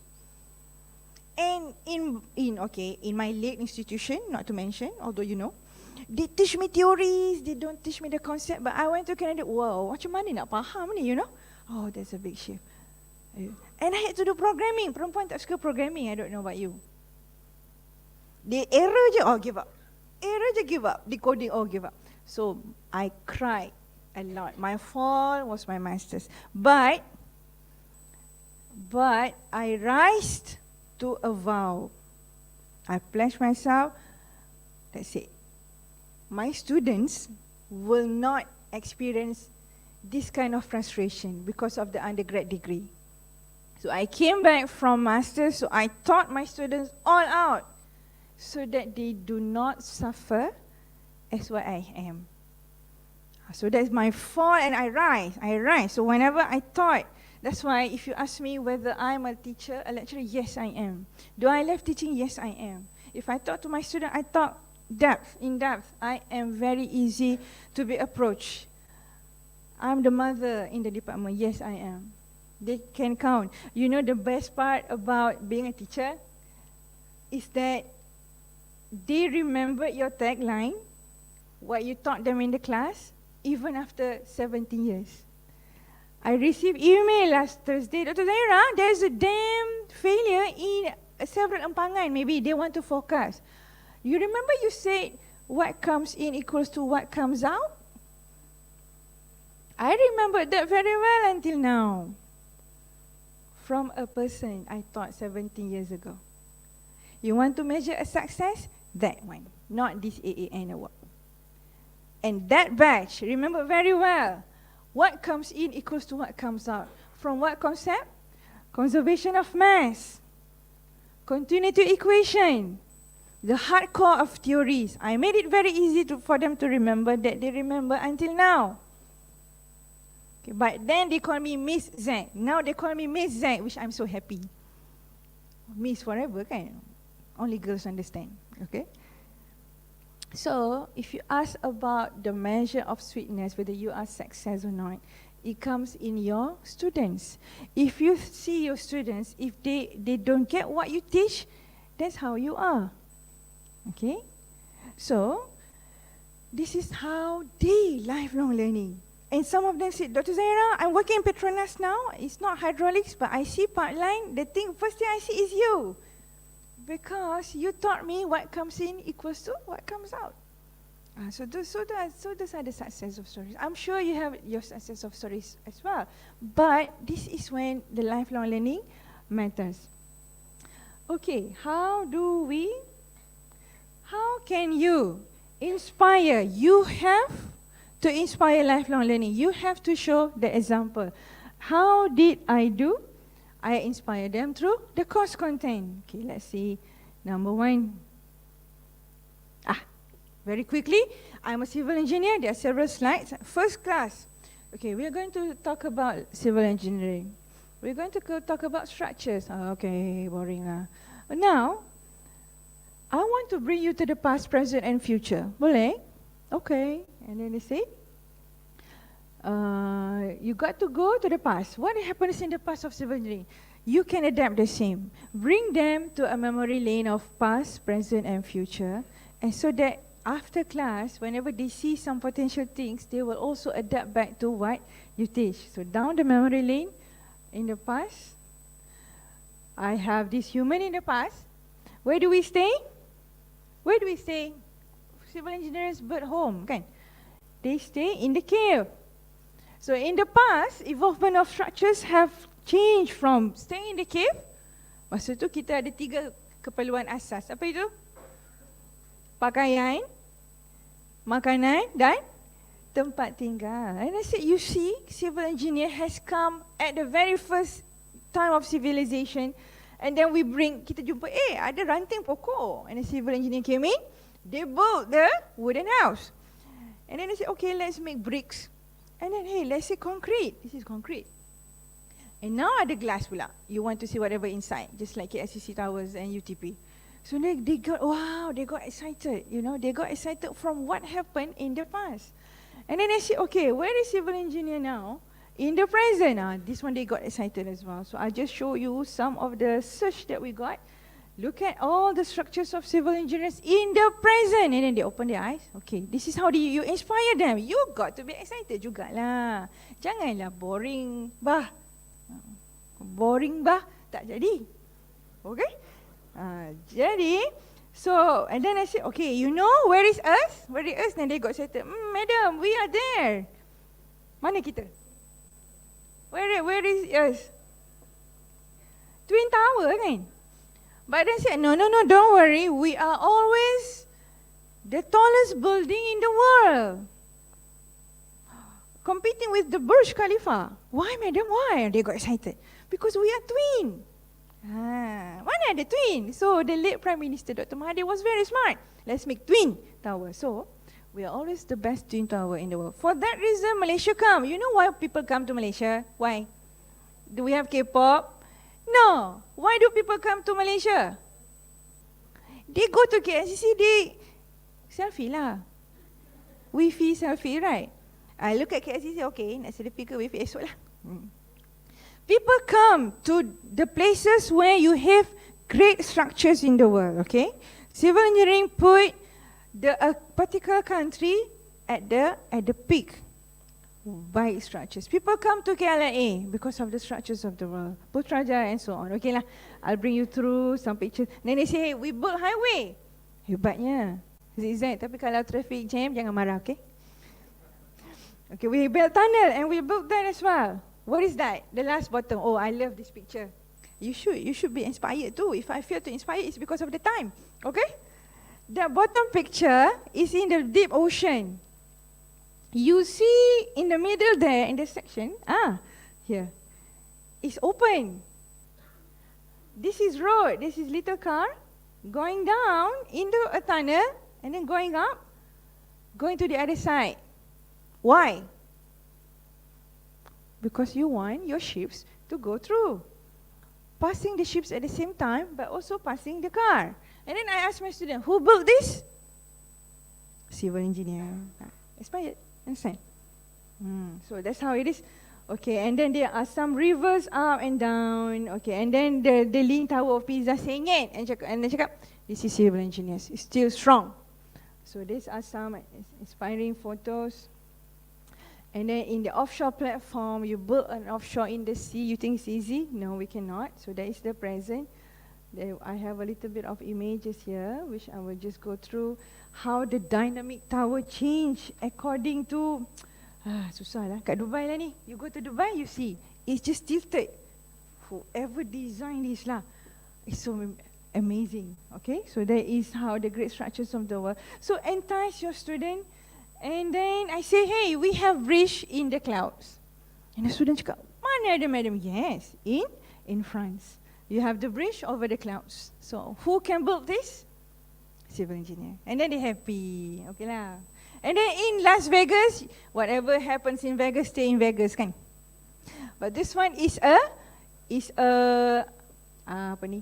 Spherical music entertainment arena. It's sphere. Bulat, okay? But you can imagine how hard it is to build. So this is the structure. This is where people sits down. And the whole part here is the screen. So make them enticed. You cannot go to the traditional teaching and learning anymore. You cannot be so dull. You cannot be so boring. Okay. And then comes the disasters. You have to teach them about the resiliency structures. And then, okay. This is when you start to make how the buildings can self-heal by themselves. You start to have multi-purpose building and design. So this is the past, present, and structure. I always have this in all the courses. You can do the same because why you want to entice them. And how do you inspire them the way you teach? So this is the submission I did for AAN, okay? In the AAN document, you can always have a copy of my document if you email me. But in the document, what I say, I want to become a role model. And in order to become a role model, these are my pillars of what I believe. And this is my platform on how I would do things. So from there, I have made my journey. So this one is my submission. AAN, if you have not been in the journey of teaching and learning for 10 years, you are not qualified yet. Because AAN wants to see your journey, how you evolve for the past year. So I say, okay, let's make it into a stairs. So up here is all my innovations that I made and how I developed myself on the bottom. So I brought them outside. You know why? I believe in what I teach. I believe in what I teach and I try to give my best from there. Until one day I went to a competition, national level. There was this lady, what is your pedagogy of teaching? And I said, Alma, ada pedagogy ya? 2016, I didn't really know. I didn't really forget. Pedagogy. Okay, I think I'm into outdoor-based education because I always bring my students outdoor. Yeah, but what is the pedagogy? Dia tanya lagi. She's not satisfied. Outdoor-based, I bring them outdoor. But it's okay lah. I did not get through. I got bronze, the best award ever at national level. You got a bronze in national level, good. I always get gold in the internal, and recently I got a few more gold later on. But the first bronze at national level, do not underestimate yourself. Okay, you have to start small if you want to excel. Start small, do not push yourself too much, start small, but start to collect your awards. This SILT, you better give them all awards. Whether they lose or not, they should give at least bronze. Then you put it down. I got bronze, SILT 2023. That is how you pay. We do that in UTP. All our lecturers embarking themselves into teaching and learning, they will get something. But that enhance their CVs. Okay? So I brought them out. Oh, banyak I buat ni. Ni nak cerita ni 1 jam, tak apa. I brought them to, you can see me in YouTube. You just Google Zahira Hydraulics. You can find me in YouTube. This is when I bring them into inside engineering skills. I brought them inside. They got happy. Diorang suka lah, students kan, play around. I don't limit, I don't create new things. I make full use of whatever existing. Kita ada river, longkang kat luar. I brought my students there. But they learn. Learn has taken place. And then they say, okay, this time, 2014, semua dah buat online. I made an online clip lah. Because Zahira is dynamic and agile. Okay lah, let's do clip. But this one is 24 minutes. And then came a commenter, hey, a good clip is 3 minutes, okay? So, okay, salah buat clips. But you find that, so then I make a 3 minutes clip. But, I give my students to watch this, and I make assessment lah, soalan. Ada quiz, buat sendiri. Go to the lab and see, they learn. Okay? But they can always watch, but I say, watch and like my clip. Okay? Subscribe. So another clip, this one was from my master's work. Back then, I introduced back in UTP, before they break this flume, this is a roadway model. You can put a car here, tau. And then I say, you got to watch this by yourself. And then I asked a lot of questions inside. So all of these, I place in my EAN document, bring them to site and so on.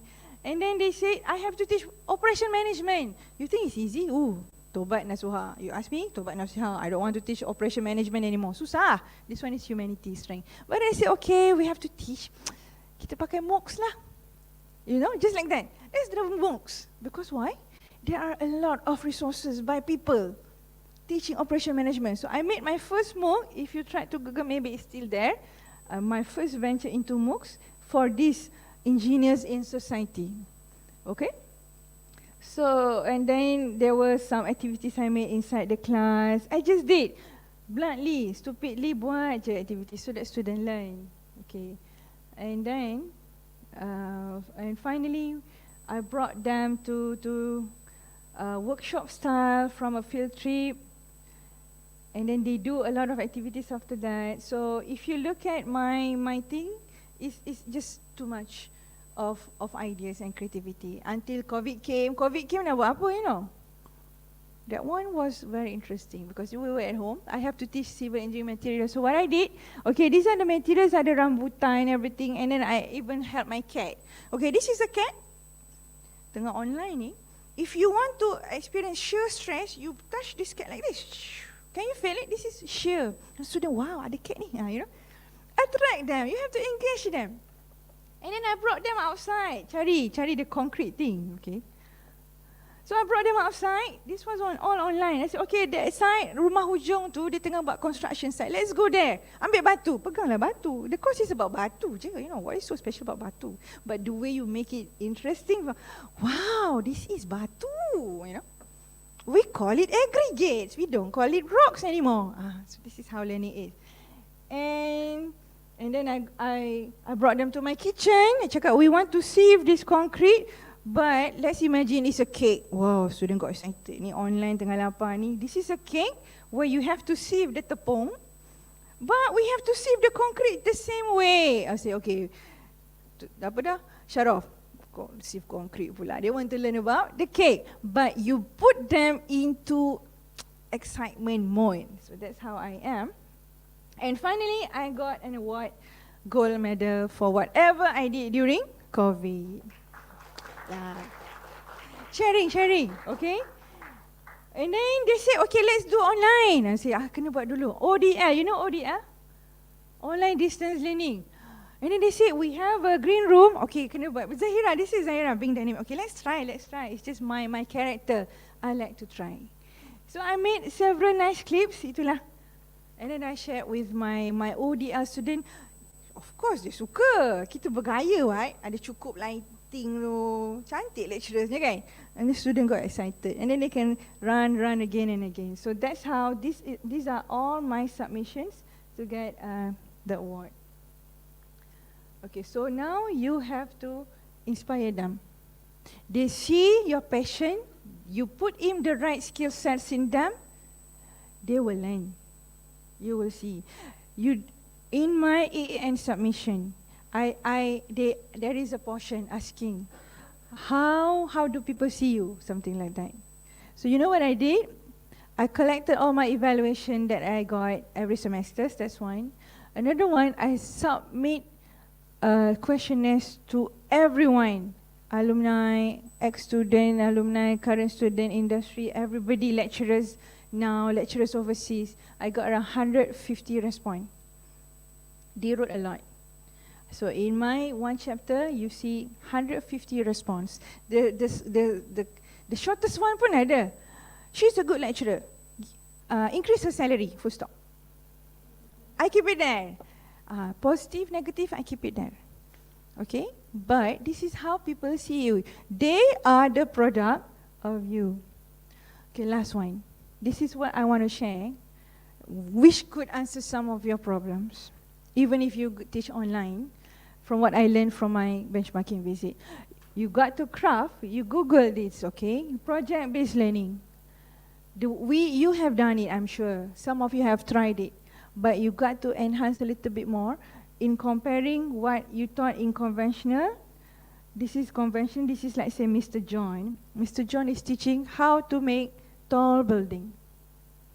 So the student listen all his theories one by one, and then he show, okay, this is a tall building. So at the end of the day, this is after the session, maybe one smart brain, she remembers everything. This is a brain, tau, ni brain dia ni. Okay, maybe one student can sketch how a tall building is, but after a week, everybody forgets. This is very typical. I am like that too. After this, you're going to forget me. Sekarang ni you ingat lah, I cakap apa, betul tak? Betul tak? Betul tak? Jangan tipu. But then, all these great institutions, they have shifted to project-based learning. This is another lecturer, Miss Jane, let's say, John Jane, kan? Jane Doe. So she's teaching about tall building as well. Okay? But she gave one theory. When we were in All-In, we had to participate in their class. The lecturer was surprised. Today, I'm going to teach you a thermodynamic equation. One equation. She wrote it on the board. Now, the materials that I give you, built a heat box, kecil je, kotak, heat box, a box that can capture heat based on this equation. Prove this equation. Because in the equation there is saying area equals to power of whatever. So the students say, oh, there's an area. So does the area have to be big or small? So they craft. They make the box within 20 minutes. And then they test outside. Okay, now the next, let's say 30 minutes lah. The next 30 minutes, put your box outside, put a temperature inside. The box that can capture the most heat wins. And then student did, okay, and then they presented, okay, our box could capture up to how much degree C? We believe because we have made this equation incomparable to that parameter, we made it as such. So for online, perhaps, create a kind of project-based learning using whatever materials that they can get from home. Let them monitor, build that. That is how you can also measure psychomotor. Find a ways. There are always ways. There are always ways. You cannot say, I cannot do. Just simplify your work. Simplify your project. Simplify your theory. So that can be a project list for online, let's say, but for physical, it's just perfect. So at the end of the day, this is marshmallow, this is the lady they built. So this girl, this is her brain. She's good in one part. This guy, he is good in little part. And this guy, another part. So, but when they work together, this is when the collaboration comes in. You see, that's the skill sets. The critical thinking comes in. So all brain works together, and based on each personality with the strength that they have, they can just do, they can do or they can fail. Is it okay to fail? It's okay to fail. So this is even good. Fail, repeat, what went wrong? This is the adaptability, resilience, being thinking a lot. So you're producing all these things, and the brain will just remember forever. Until he gets old. Ni dah tua lah. Tahu tak dulu Atuk buat marshmallow tower. And this is the strongest base. You have to have this design. It stays forever.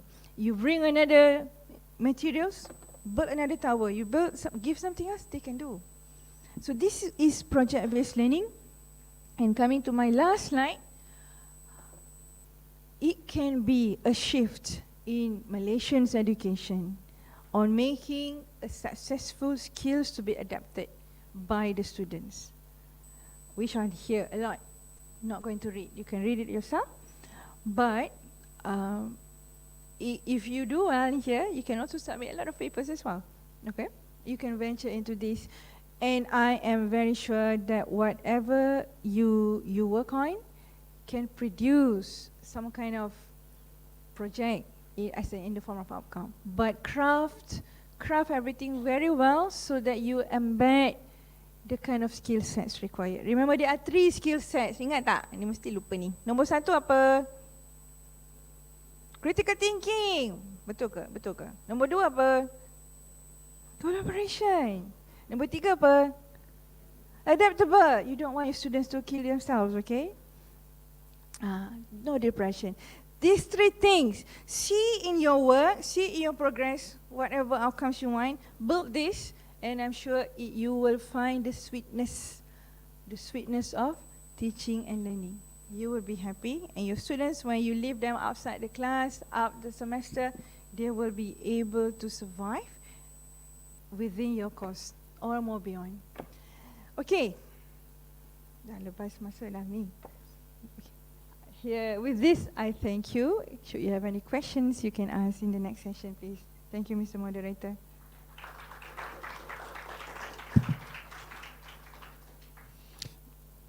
Thank you very much, Associate Professor Dr. Engineer Zahiraniza binti Mustaffa, for giving us such inspiring and motivating presentation. So, ladies and gentlemen, now come to the Q&A session. I would like to have some question, maybe from audience, please. So if you don't have question, Yeah. meaning you can do it very well. Yes, please. Dr. Biotech. Yes, please. Okay, Assalamualaikum, Doctor. Thank you for your talk. It's very inspirational because I realize that it's very important for us to just go from the traditional learning.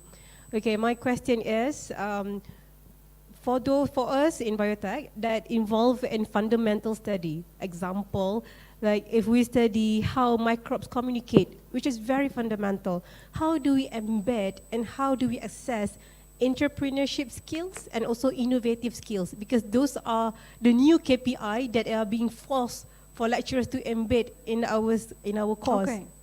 So how do we do that? Okay, microbes, okay? Maybe not microbes communicate lah, entrepreneur too, but microbes as a product can become an entrepreneur. My experience with what I heard from Orlean College, because there was one also microbiology class. So in that class, the microbiology teacher would be pairing together with an entrepreneur. Because for this kind of thing, sometimes you need to have adjunct lecture coming in. Be with them. But then, let's say, can they design some kind of microbes in your course? Can they? Perhaps try to find a microbe that is able to eat up kuman lain, something like right, that is able to be designed towards one capability. Okay, that is your problem statement. Then, how can this be brought into a product at a, let's say, regional scale? Let them think. How much would it cost? What kind of target audience it may go? What would be the market size? You bring in the little thing that can make them into counting the money. Because you have the outcome, you have the innovation. Innovation is the microbe that is able to do ABC lah. But then the entrepreneurs come in, okay, with this invention you have, how can you see that it will be sold? Simple statement. How much will it be? And what can it heal? Right? So how much will it be comes with some calculations. For example, okay, they can just say, okay, in Kampung A, there are so many people having this problem. And the population is just like 1,000, kecil, kampung kecil. We saw that like 400 people having this problem. So 400 times something, I think we can sell it with this. So, you see, so that is like, how much can you sell? How can you promote? Then they have to think about marketing. Okay, for this kind of product, what would be the best to market it? In terms of small scale or big scale, and then you can say, can this be enhanced to different countries? Let's say if it's very prone to seasons, can it be enhanced to cold climate countries? What do you think? So you always impose questions. You let them think. It can be a no, it can be a yes. It's okay. Then they can say no. According to our statistics, this kind of people in cold climate countries, they just having like 10%. So maybe the break even will be very small, but we can sell it at higher price, US dollars, I don't know. But do not underestimate to whatever you have. You can build it into a money values, monetary values. There are always ways. But from what I heard from Orlean College, they want the product to be sold. So it does not end at designing. They follow the supply chain, you know. The supply chain of the designer comes to the end consumer. Dekat sini ni. What will be the price that you want? You got to try it. You will be amazed on how these students can do. Because again, all the information is at their fingertips. Do not be scared at ChatGPT. Contohnya kan, GPT is very powerful. That college, US college, when ChatGPT came a challenging threat to the world, we're not worried. Because she said, our projects are all project-based. They cannot ask ChatGPT to solve their problems. But they can use it to help them to think beyond. You give it a try, it can be done. There has been successful stories, especially for the microbiology, in making products sort of that. But do not stop that at design stage. Bring them out into the end user application. How much will it be? Microbes can stand for how long? Let's say jangka hayat is 10 days kan? Then how do they make it longer so that it can be kept at home? How would be the storage be? Storage for that microbe to grow? I don't know lah. Mungkin dia buat Panadol kan? Panadol is simple for me to understand. But the Panadol, it has expired of 10 days. Then say, if you want it to be better, what will you change? You see, it's always a cycle. They fail. They feel macam, it can only last for 10 days. Fail. Redo. Okay, now we can extend to 2 weeks. So you see, you putting the resilience there. They do design thinking, but they know the benefit is for the end user. Give it a try. Okay.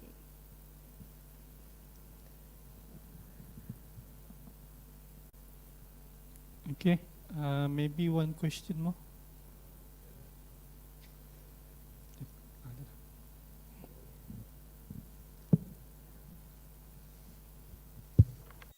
Yes, Dr. Dennis. How would they explain how do you explain, or how do you justify, or whatever we call that? For example, project-based learning. Project-based learning. One of the worry when I'm training students to be a teachers, the worry is not be able to convey the content of the course or the syllabus. They're worried not functioning as a teacher. Okay. So how to Not convince functioning. others or teachers that project-based learning, we do not really really need to convey the content. Okay, project-based learning is one way, okay? It's not to be applied all. If you can, they will be perfect. But you have to educate them first. It's not short. Until they see the success stories, then only they know. For us who are somehow stagnant to certain way of teaching, to shift traditional mindset toward project-based learning will be hard. But it's amazing how project-based learning has no final exam, all coursework. In all courses in Olin, they have project-based all the time because they want to see the direct application from theories to the application. They crop many theories. They only select the good ones which are always being used. Mathematics, sorry sir, they don't need to know all. They just need to know some of them. And then it's always being shown applied to a practical solution, and then they learn. But you have to make the lecturers be able to do so first. There will be a steep learning curve for the lecturers before they are able to do a successful project base as that is. But perhaps for now, they already doing something. I cannot say they're not. They have done something, which I respect so much. But measure back whether the kind of things that you want the students to have is there. If it's not, then enhance a bit more so that different skill sets are obtained. It's not about closing certain CLOs, but you want to sustain them with the right skill sets. 3 je. From the whole list, I bring you to 3 skill sets. If you see those skill sets is unbanded, then it's the successful one. Even for Olin, they designed a project. It is 20 years old anyway. So since day one, they had a hard time. So with time, the projects become better and better. So start small. What is my favorite quote for today? Start small. Do not underestimate whatever opportunities you have. Just go beyond whatever you have. If you do not have the right facilities, it's okay. Just make full use of whatever you have now. Okay? But there are always ways to venture into engineering. That's mine. Education research. Engineering education research is mine. Education research in yours. If you are designed to be a teacher, this is the best job ever. Okay, it's the best because you can teach them too many things, and they will bring this with them. That's why I'm still here, and still here. I think so. Ada 15 more years to pension. Yes, Dr. Dennis. So there will be steep learning curve. They have to adapt. No, they have to agree whether they can do it or not. But I think always start small. Okay. Sorry, I've taken some time. Okay, thank you. So I will end up this Q&A session. And then I would like to thank the speaker for the inspiring and motivating presentation, and also the audience, okay, for your active participation and listening. Okay, so finally give the applause for our second speaker. Thank you.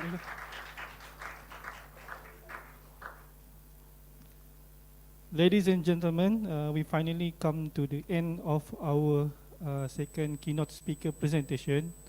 For both speaker, on behalf of UMS, I would like to thank for sharing knowledge, especially for academic staff, either the teacher, and also the student, in giving inspiring, in order to make changing the way we teach and learn in line with the teaching and learning environmental current development, especially technological development and also the student advancement. Okay, that's all. Okay, thank you very much, and Assalamualaikum warahmatullahi taala wabarakatuh. So I hand over this event back to our MC, Dr. Han. Thank you.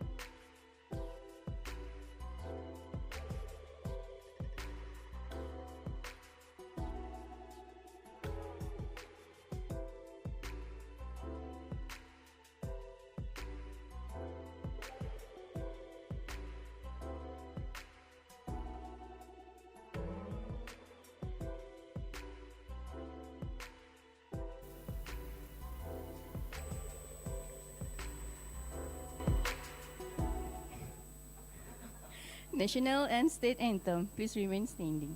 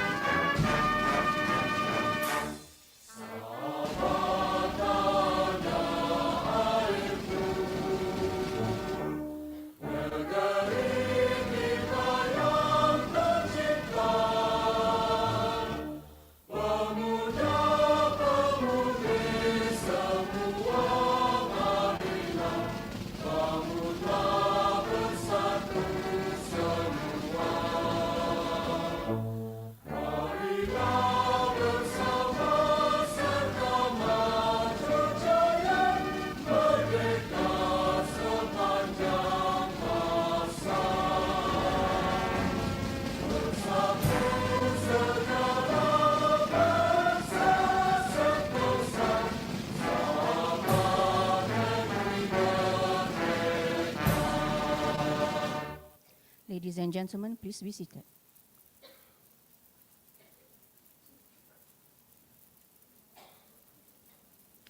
Bismillahirrahmanirrahim. Assalamualaikum and a very good afternoon to all. Yang berbahagia, Profesor Dr. Syaril bin Yusof, Deputy Vice Chancellor, Academic and International University Malaysia Sabah. Yang berusaha Dr. Dennis Lajim, Director of Center for Academic Excellence and Development, PPKA UMS. Yang berusaha Dr. Amir Azlan Abdul Jamal, Chairman of SILT for year 2023, respected keynote speakers, presenters, distinguished guests, ladies and gentlemen. Welcome to the opening ceremony of Seminar on Innovative of Learning and Teaching, SILT, for the year of 2023. To bless our event today, please welcome Dr. Rozaimi Zakaria to lead the Doa recitation.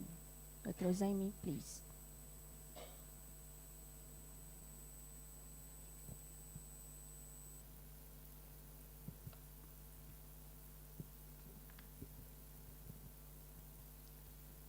Bismillahirrahmanirrahim. Alhamdulillahirabbil alamin wassalatu wassalamu ala asyrafil anbiya'i wal mursalin wa ala alihi washabihi ajmain. Ya Allah, ya Tuhan kami ingin merapatkan syukuran kepada-Mu ya Allah atas pertemuan kami pada hari ini. Jadikanlah kami hamba-Mu ini sentiasa bersyukur terhadap rezeki dan kurniaan-Mu. Sesungguhnya Engkau-lah Tuhan yang Maha Pemberi. Ya Allah, ya Rahman, ya Rahim, kami berhimpun hari ini untuk menjayakan majlis seminar on Innovative Learning and Teaching SILT 2023. Maka Kau permudahkanlah majlis ini supaya ia berjalan dengan lancar. Kami ingin menimba ilmu sebanyak mungkin supaya kami mampu memperkembangkan potensi kami sehingga menjadi hamba-Mu yang Kau redai ya Allah. Kurniakanlah ilmu kepada kami, sinarilah hati-hati kami dengan hidayah-Mu. Sesungguhnya Engkau-lah Tuhan yang Maha mendengar lagi Maha mengetahui. Ya Zal Jalali wal Ikram, hadiahkanlah kepada kami kesihatan badan, kecerdasan minda, ketenangan jiwa, kekuatan semangat. Kami memohon kepada-Mu ya Allah, bantulah kami dalam menghadapi segala cabaran. Ringankanlah beban kami, sesungguhnya Engkau-lah yang Maha berkuasa. ربنا آتنا في الدنيا حسنة وفي الآخرة حسنة وقنا عذاب النار وصلى الله على سيدنا محمد وعلى آله وصحبه وسلم والحمد لله رب العالمين.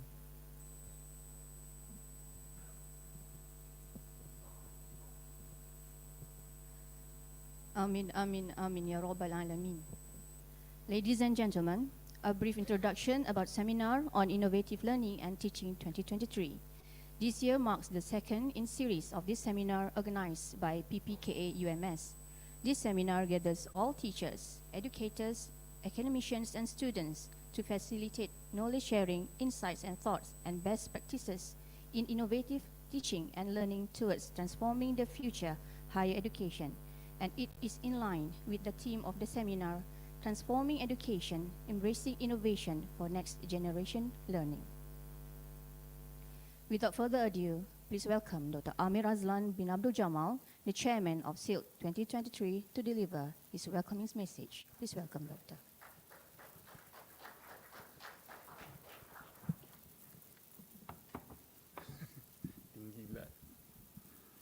Bismillahirrahmanirrahim. Professor Dr. Syaril Yusof, our TNCA, Dr. Danis Lajium, Director of PPKA UMS, distinguished keynote speakers, Associate Professor Dr. Tengku, Faekah, Associate Professor and Senior Dr. Zahiraniza Mustaffa, daripada UTP and UUM, Deans, Directors of Faculties, Academy, Center, Institutes of UMS, teachers, invited guests, ladies and gentlemen, Assalamualaikum warahmatullahi ta'ala wabarakatuh. Salam sejahtera and greetings to all. Alhamdulillah.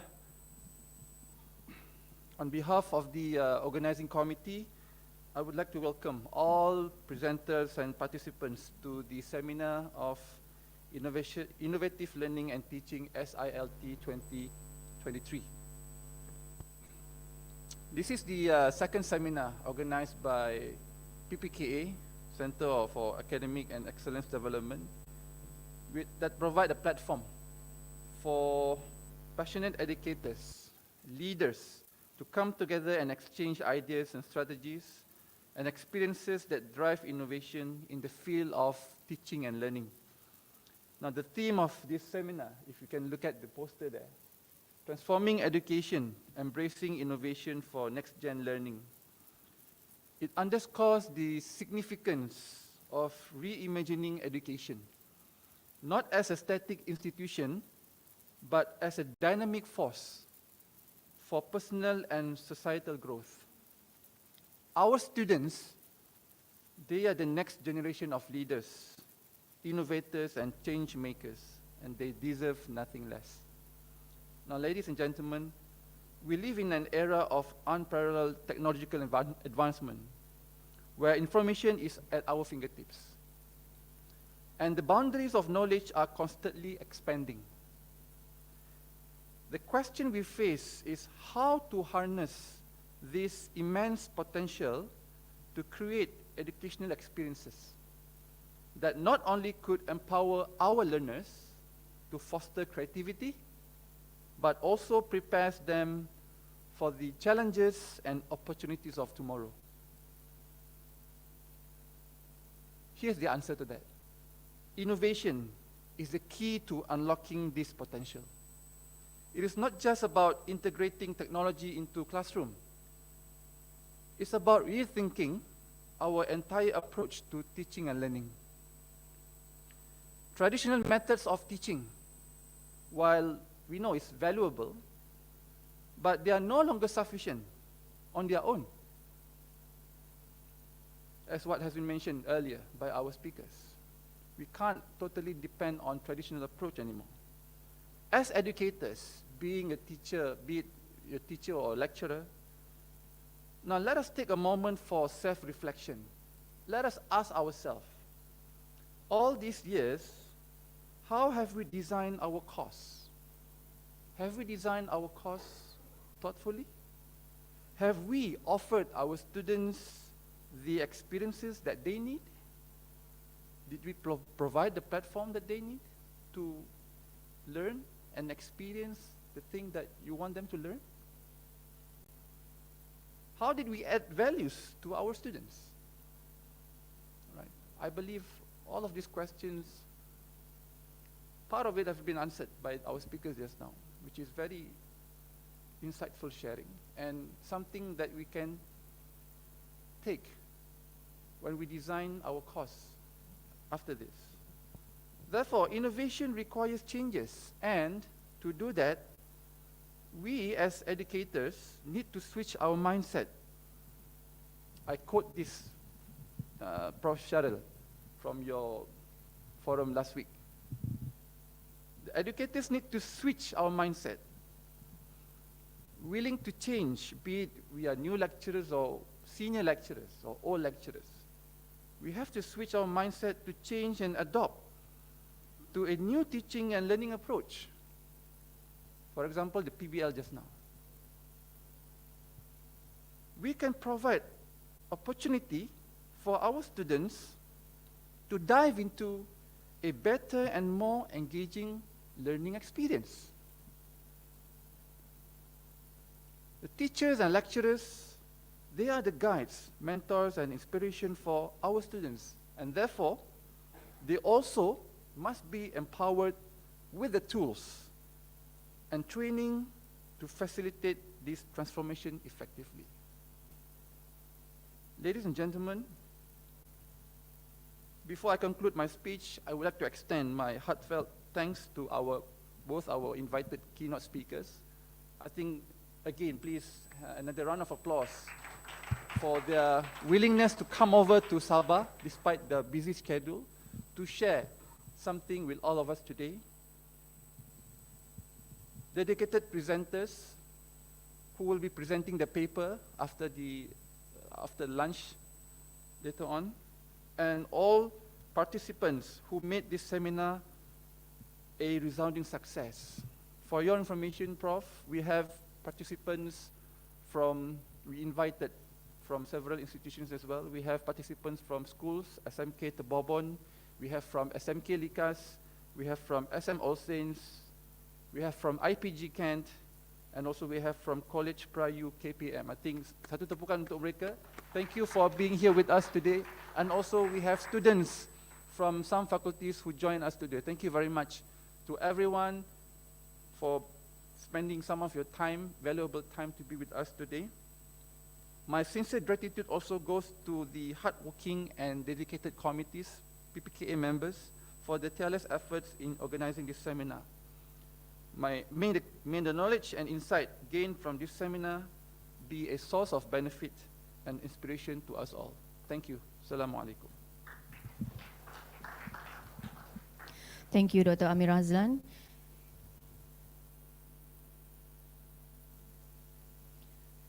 And now, let us welcome Yang Berbahagia, Professor Dr. Syaril bin Yusof, our Deputy Vice Chancellor, Academic and International, to give his message and officiate this seminar. Please, Prof.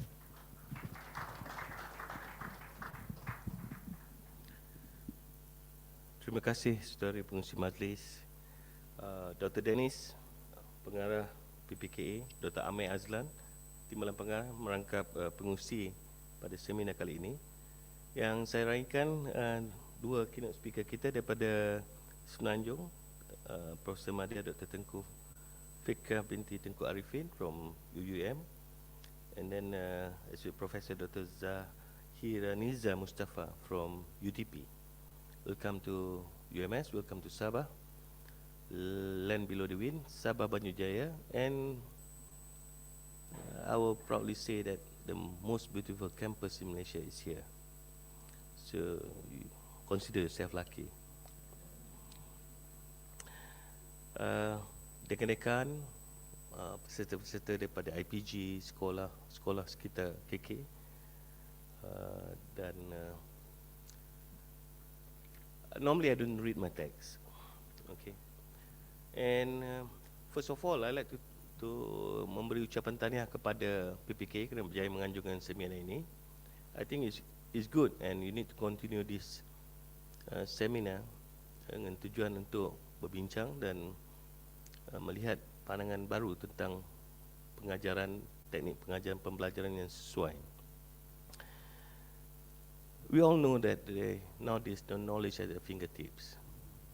The traditional way to teach students memorizing and war method at the end of the program is no more valid. And these have been proved thanks to COVID. And COVID-19, where everything shut down, not just academic, but also economy to some extent have been shut down, but yet almost all the university in Malaysia able to graduate the student. Things that some of the senior person like me may be reluctant to change before, have to accept it. Classes are conducted online. Even examination is also conducted online. Not just at the university level, also at the school level. So the answer, is it can be done? The answer is yes. Now, when we talk about education center, I'll always say this, and I just say the same thing before I came here. I always told my student, my medical student, you are here and I'm here as your teacher, not to train you to pass the exam. You are here and I'm here to train you to be a good doctor. If you reflect it into bigger pictures, don't have a concept that you are here to train your student to pass the exam. That is not what the country needs. So what else you want? The way I look at the modern technology and new way innovation, to some extent the time that the student can do other things which also important for their future life will be available. Instead, those days, during my time, everything is conducted in lecture hall, tutorial room, seminar room, labs, and so on. To some extent, with the new technology, the new knowledge, you no need to give the student everything. That some part of the outcome can be assessed, can be achieved. A student doing own work online and so on, write a report and so on. So you have more free time for the student. So what is this free time should be used for? Kita nak pelajar, we want to graduate to be matured. A mature graduate, industry need a ready-made graduate to work with them. To be frank, it's ridiculous sometimes. It's too much asking us to do everything at a process of 3 to 4 years before they out to the market. It's impossible sometimes. But we take the challenge. So if you ask me, if you ask the industry what they want from a student, they want the student to have more values, not just the knowledge. They want them to be matured, they want them to have a good communication skill and good problem-solving skill. Like it or not, in medical fraternity, most of the program is problem-based orientated. And to some extent, life is full of problems. And I don't see the other faculty cannot part some of the problem-based concept into their faculty. Engineering obviously can, but social science also can make some element of problem solving into the curriculum. Because at the end of the day, when they graduate work as administrators or whatever position, you are solving people problem. So the skill need to be brushed up at the university. So where all this value come from is the time that we can spare through reduced classroom, where the time can be spent somewhere else. The student can spend some time in the community and do works. So that is what we should think about. It's not just how the delivery of what learning objective you want, but spend times in your curriculum that you embedded those things. Nowadays, the ministry wants us to be flexible. This week we have a meeting of a guideline of flexible education. You have hybrid, you have anjal, you have teradun. At the end of the day, everybody get confused with the term. Because anjal is flexible, but anjal itself is another criteria for it. Hybrid is another thing. So these are the things that we need to look into. So these are the changes happening very fast. As I told you at the last forum, the first university in Malaysia is Universiti Malaya in 1963 or 66, I can't remember. We are less than about 100 years old. UMS is only about 29 years old, 30 years old. We are very young, even though some don't agree with me. They say 30 years old is old already. I said as academic center, 30 is nothing. All right? So, the same question just now was asked to me. What's the difference between local graduate and overseas graduate? This question always posted to me by outside people, Tan Sri Dato and so on. And my answer is simple. See, knowledge-wise, the same. Some of my local students are more brilliant in terms of knowledge, academic.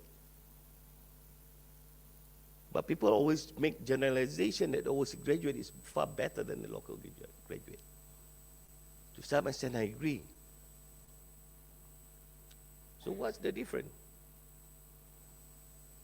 The difference is that the environment that the student have. I give you an example. The moment the student landed in overseas, there's no bus UMS waited in the airport there to bring them to the campus. Here, even a bag of student was sent to the room by Urustia. Okay? In your overseas university, do you bother to think where you stay? No. The student with the help of senior decide, you can park my house first for a week or two before we find your apartment.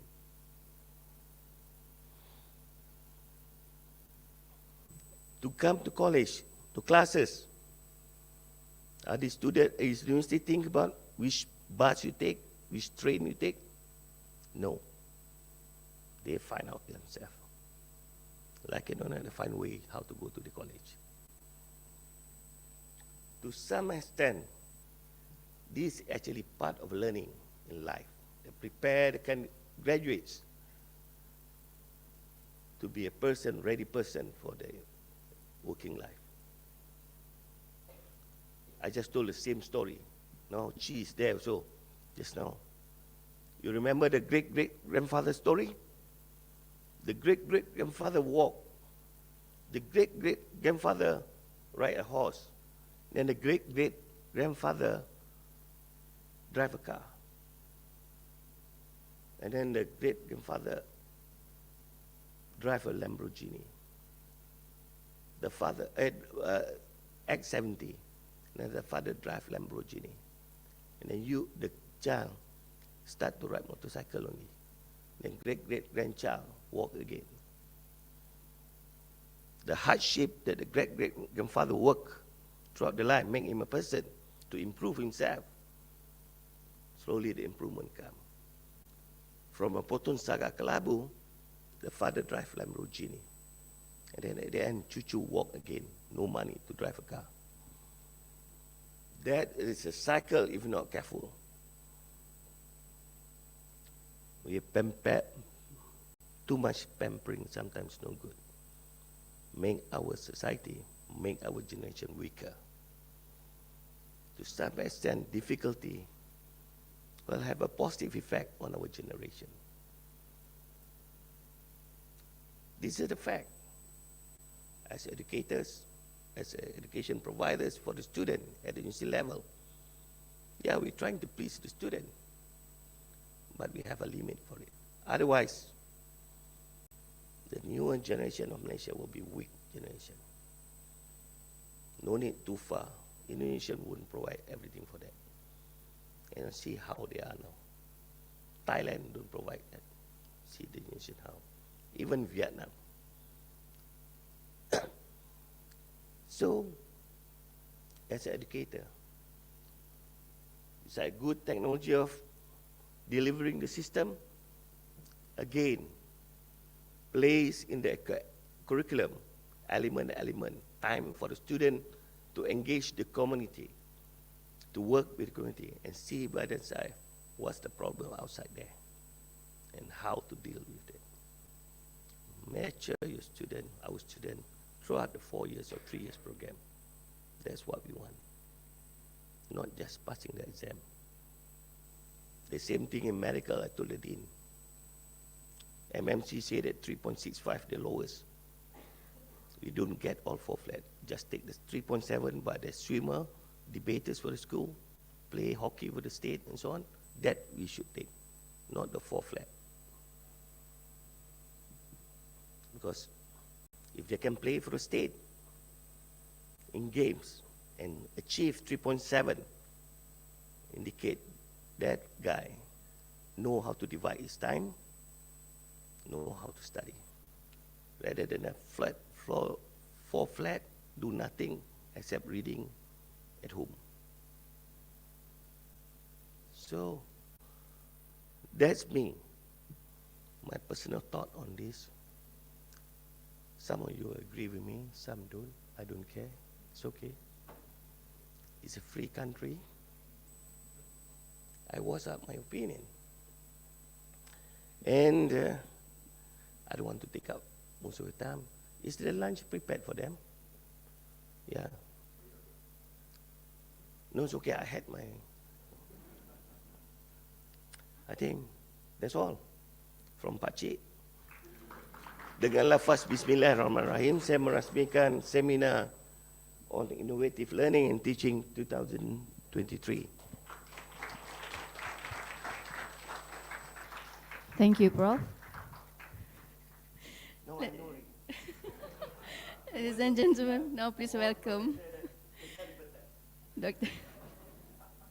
Now please welcome Dr. Dennis, Director of PPK, and Dr. Amir Azlan, the Chairman of SILT2023, to accompany Yang Berbahagia Prof. Dr. Syahril on stage to present the Certificate of Appreciation to our keynote speakers. Our first keynote speaker, Yang Berbahagia Associate Professor Dr. Tengku Faekah, Tengku Ariffin. Please, Doctor.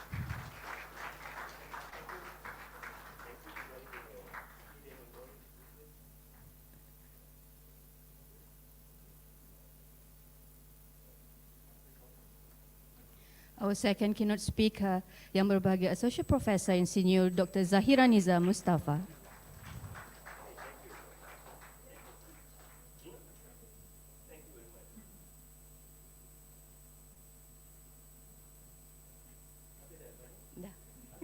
Lepas dia nyanyi.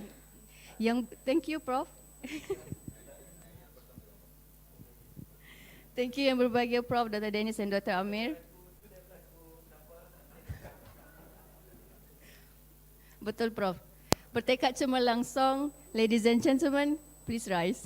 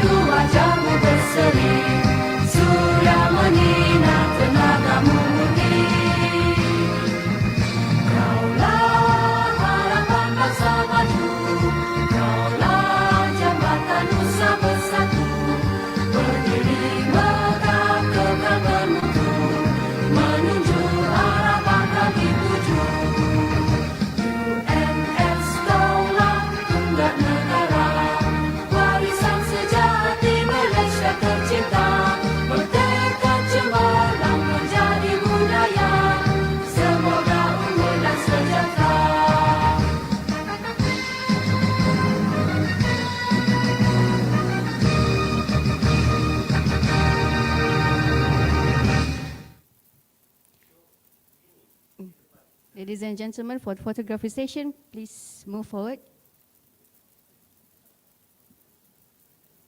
Kita maju ke depan lah. Ya.